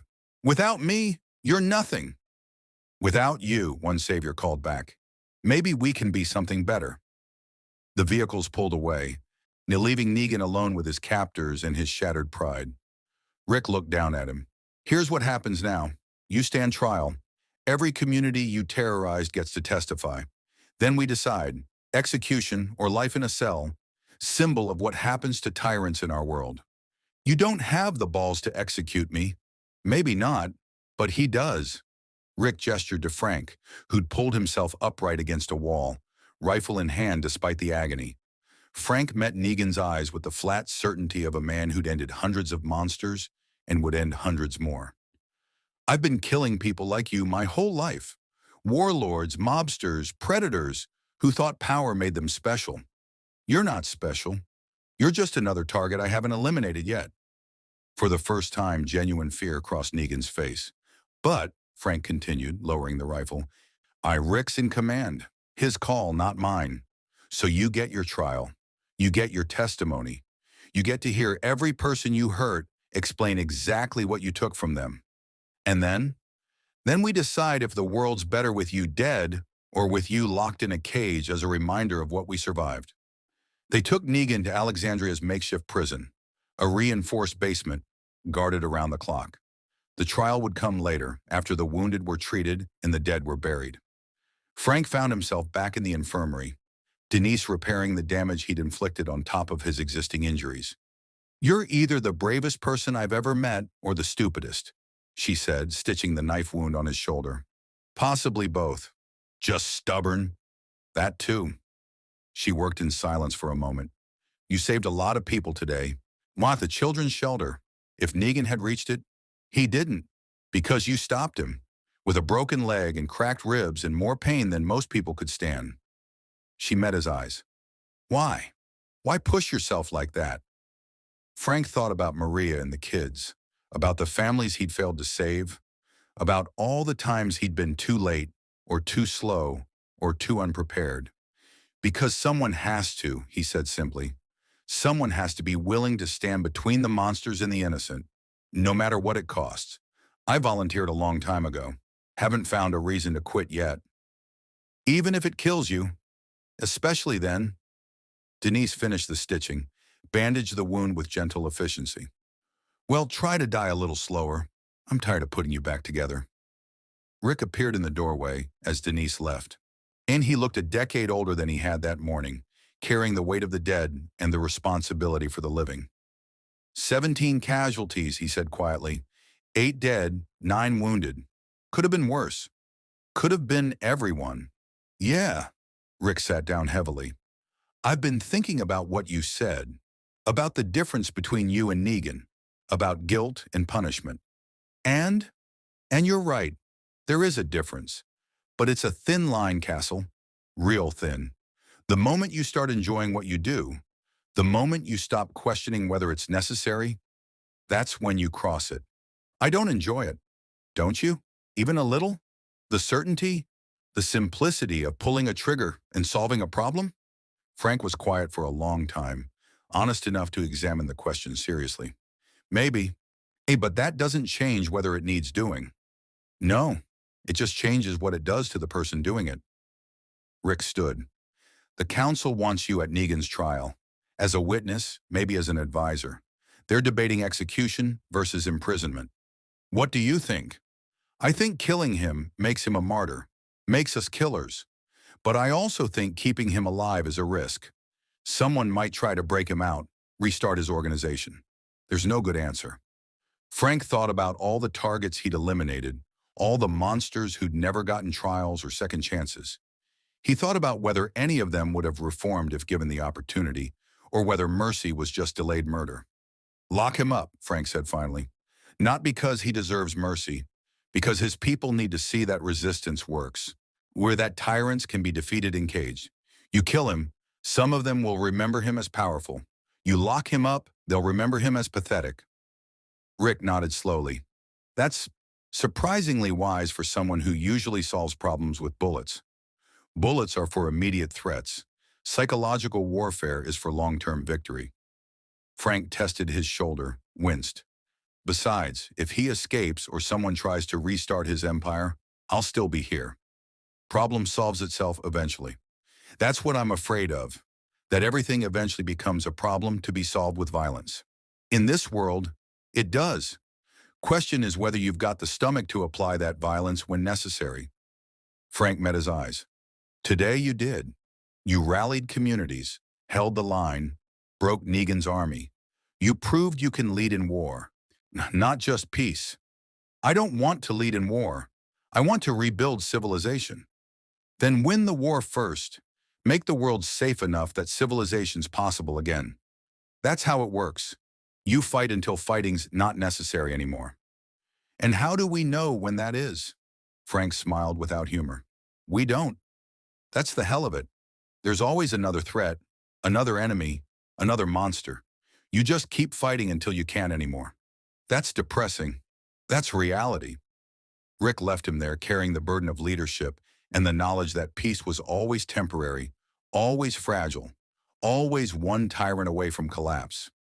Frank settled back onto the infirmary bed, body screaming protest, mind already calculating the next threat.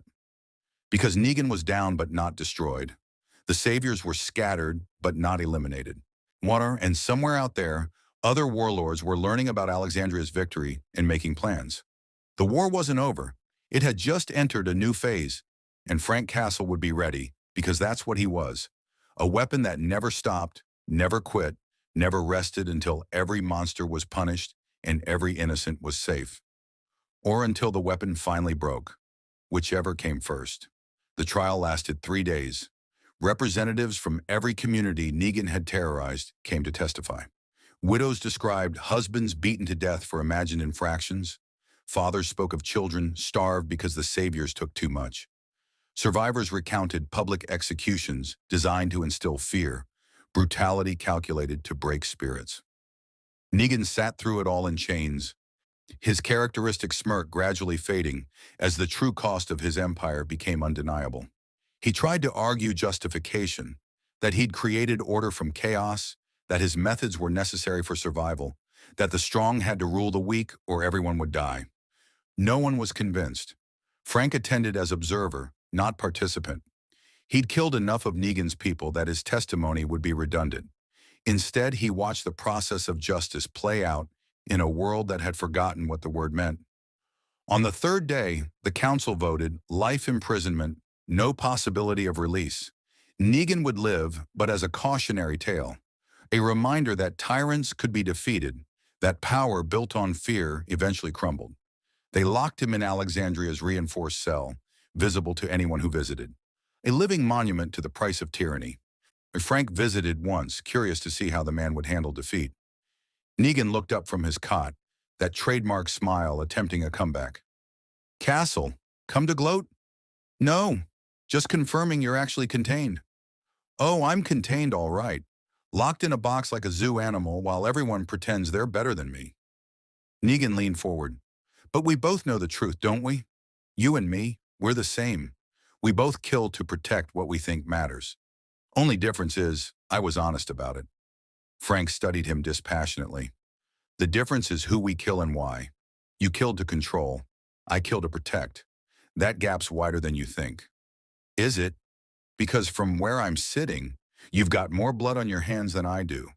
All those saviors, all those operations, you enjoyed it. The certainty, the righteousness, the permission to be a monster as long as you're fighting monsters. Maybe, but at least the monsters I fight actually hurt people. You built an empire on taking from the weak. That makes you legitimate prey.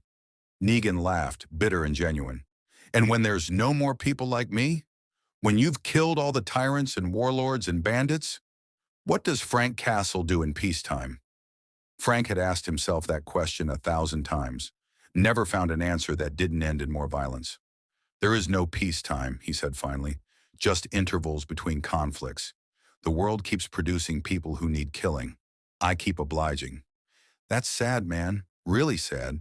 You've made yourself into a weapon so specialized, you can't exist without enemies. Negan shook his head. At least I tried to build something. An empire, sure. A brutal and ugly, but something. You? You just tear things down and call it justice. Frank turned to leave, paused at the cell door. Your empire collapsed in weeks. The communities you tried to destroy are still standing, still building, still choosing hope over fear. That's the difference between us. I protect builders. You exploit them. Only one of those things lasts. We'll see, Negan called after him. World's not done producing monsters yet. Eventually, these people are going to look at you and realize you're one of them. Frank didn't respond, just walked away carrying the uncomfortable truth that Negan might be right. The weeks after the battle fell into a rhythm of reconstruction and preparation. Alexandria repaired its walls. Communities began coordinating defenses, sharing resources, building the infrastructure of mutual protection that might someday become government again. Frank healed slowly, his body mending even if his purpose remained unchanged. Denise monitored his recovery with professional concern and personal worry. Your leg's healing well, she said during a checkup. Another month and you'll be back to full mobility. The ribs are already mostly knit. Shoulder's going to have limited range of motion permanently, but you'll adapt. Good, when can I resume training? Training for what? The war's over. Negan's locked up. The Saviors are disbanded. What are you training for? Frank looked at her like she'd asked why he needed to breathe. The next threat. There's always a next threat. Denise set down her medical tools, studied him with sad understanding. You know, most people would take victory as an opportunity to rest, to heal, to maybe consider living instead of just surviving. I'll rest when the world's safe. The world's never going to be safe, Frank. Not completely. There's always going to be danger, threats, people who need fighting. If you wait for perfect safety before you rest, you'll die exhausted and alone. Better than dying having failed to protect someone, she sighed, touched his hand briefly. I hope someday you find something worth living for, not just dying for. Frank didn't tell her that he'd had that once, and lost it, and learned that things worth living for just became weapons your enemies used against you. Rick found him on the wall a week later, watching the horizon like threats might materialize from pure anticipation. Scouts report the Savior outposts are staying abandoned. The ones who didn't surrender have scattered. Looks like Negan's empire is actually dead. For now, can you try optimism? Just once? Frank almost smiled. Someone will fill the power vacuum. Maybe not immediately, but eventually. Human nature. There's always someone willing to use violence to take what they want. And you'll be waiting. That's the job. Rick leaned against the wall, looking tired but satisfied. The council's been discussing your status. You've proven yourself valuable, saved lives, helped win the war. They want to offer you permanent residency, official member of Alexandria. With conditions, I'm guessing. Standard ones. You follow community rules, submit to council oversight for military operations, don't execute prisoners without trial. Rick paused. Poor, think you can live with that? Frank thought about the thousands of targets he'd eliminated without trial, without oversight, guided only by his own judgment of guilt and deserving. The idea of asking permission to hunt monsters felt foreign, restrictive, but it also felt like the closest thing to normal he'd experienced since his family died. I can try, he said finally. That's all I'm asking. Rick was quiet for a moment. Daryl told me what Negan said, about you and him being the same. You believe that? No, but I understand why he'd think it. We both use violence as a tool. We're both willing to kill. The methods look similar from the outside, but they're not. No, intent matters. Target selection matters. Whether you're protecting or exploiting, that makes all the difference. Frank looked at Rick. You've killed people. Yeah, does that make you the same as Negan? I'd like to think not, but sometimes I wonder where the line is. When the killing becomes easier, when you stop questioning whether it's necessary, is that when you cross over? Maybe, or maybe that's just what happens when you adapt to a world that requires killing to survive. The real question isn't whether killing gets easier. It's whether you still remember why you're doing it. Rick nodded slowly. And you still remember? Frank thought about Maria's face, fading now after so many years. features blurring in memory until sometimes he had to look at old photos to recall exactly what she looked like. He thought about his kids' voices, silent now except in dreams. He thought about the mission he'd built from their deaths, the endless crusade to make sure no one else suffered what they had. Though every day, he said quietly, every single day. A commotion at the gate interrupted them, vehicles approaching, but not hostile. The kingdom's convoy with Ezekiel and his people coming to discuss the formation of a permanent alliance between communities. Over the next hours, leaders gathered in Alexandria's meeting hall for what Rick called the First Constitutional Convention of the New World. Representatives from Alexandria, Hilltop, Kingdom, and Oceanside debated governance structures, mutual defense pacts, resource sharing, and the framework for something that might eventually become civilization again. Frank attended but didn't participate. This was their world to build. His job was just making sure it survived long enough to exist. Afterward, Carol found him cleaning weapons in the armory. "You're not staying, or are you?" she said without preamble. Frank looked up, surprised. "Rick offered permanent residency." "That's not what I asked. You going to stay and be part of this community? Garden, council meetings, helping kids with homework? Or you going to keep being what you are until something kills you?" Frank set down the rifle, met her eyes. Carol had her own darkness.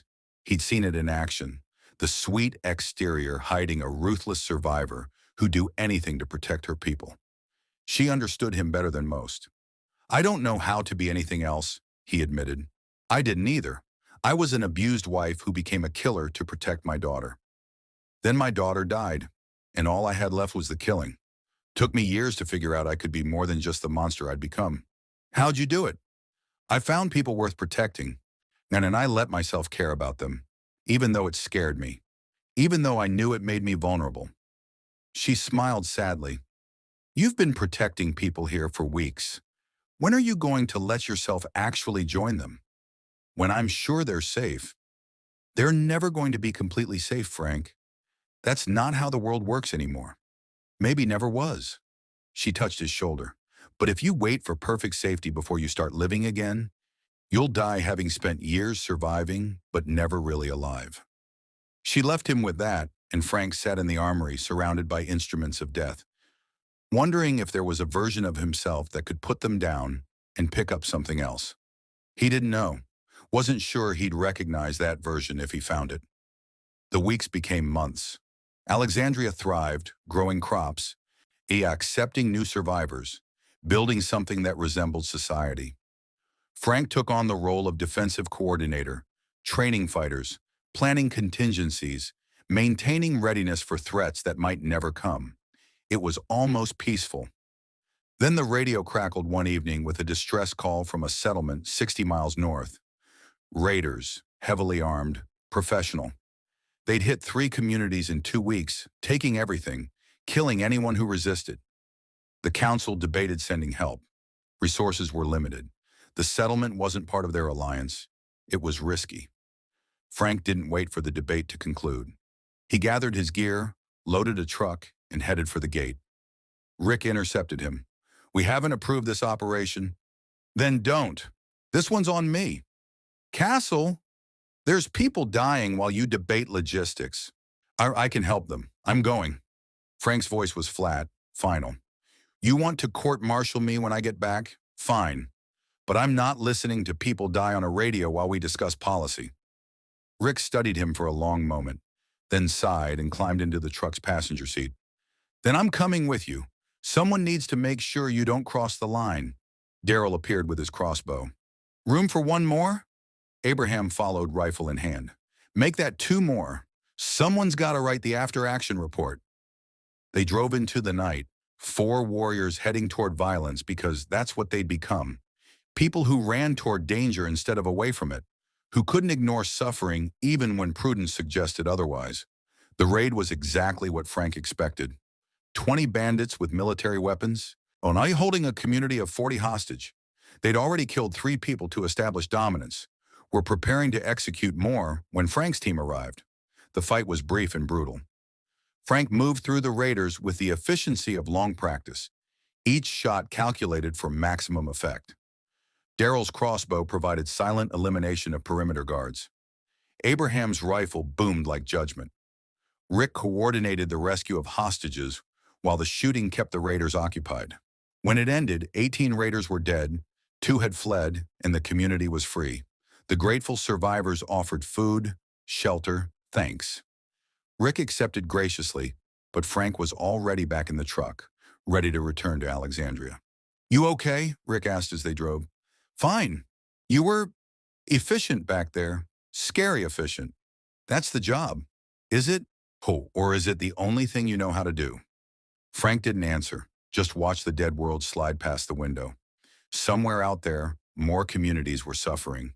More raiders were preying on the weak. More monsters were proving that human nature hadn't improved just because civilization collapsed. And Frank Castle would find them, hunt them, eliminate them, because that's what he was, what he'd chosen to become, what the world had made necessary, a weapon in the shape of a man, pointed at humanity's worst impulses, firing until the ammunition ran out or the mechanism failed. It wasn't a life, wasn't even really survival, but it was purpose. And for Frank, purpose was enough. They returned to Alexandria as dawn broke over the Virginia countryside, painting the walls in shades of gold that promised hope and new beginnings. But Frank saw only the defensive positions that needed reinforcement, the sightlines that could be improved, the preparations necessary for the next attack. Because there would be a next attack, always was, and when it came, Frank Castle would be ready. Not because he wanted to be, but because someone had to stand between the monsters and the innocent, no matter what it cost. Even if the cost was everything human he had left. 3 months after Negan's defeat, Frank Castle stood on Alexandria's wall, watching the sun set over a world that refused to stop producing monsters.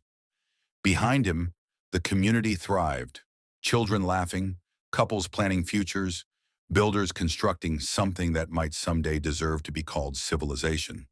They'd survived the saviors, survived Negan, proven that hope could persist even in the darkest apocalypse. Frank had helped to make that possible, had eliminated threats, held lines, kept the darkness at bay long enough for light to take root. But he hadn't joined that light. Couldn't, because Frank Castle existed in the space between what people wanted to believe and what the world actually required. He was the violence they needed but couldn't embrace, the punishment they demanded but couldn't deliver, the monster that hunted monsters so they didn't have to become monsters themselves. Rick had asked him once what he'd do in peacetime. Frank still didn't have an answer, because for men like him, for weapons shaped from grief and refined through endless war, peacetime was a myth. There was only the mission, endlessly repeating, in a world that would never run out of people who needed killing. Daryl joined him on the wall, a quiet company in the fading light. "You thinking about leaving?" he asked. "No, just accepting that I'll never really arrive." Deep. You get that from a fortune cookie? Frank almost smiled. Something like that. In the distance, Walker herds shambled between abandoned buildings. Closer, patrols checked perimeters. Everywhere, the machinery of survival continued its grinding work, and Frank Castle remained on the wall, rifle ready, watching for threats that would inevitably come. Because in a world of walking dead and warlords, punishment never rested. It just reloaded and waited for the next target.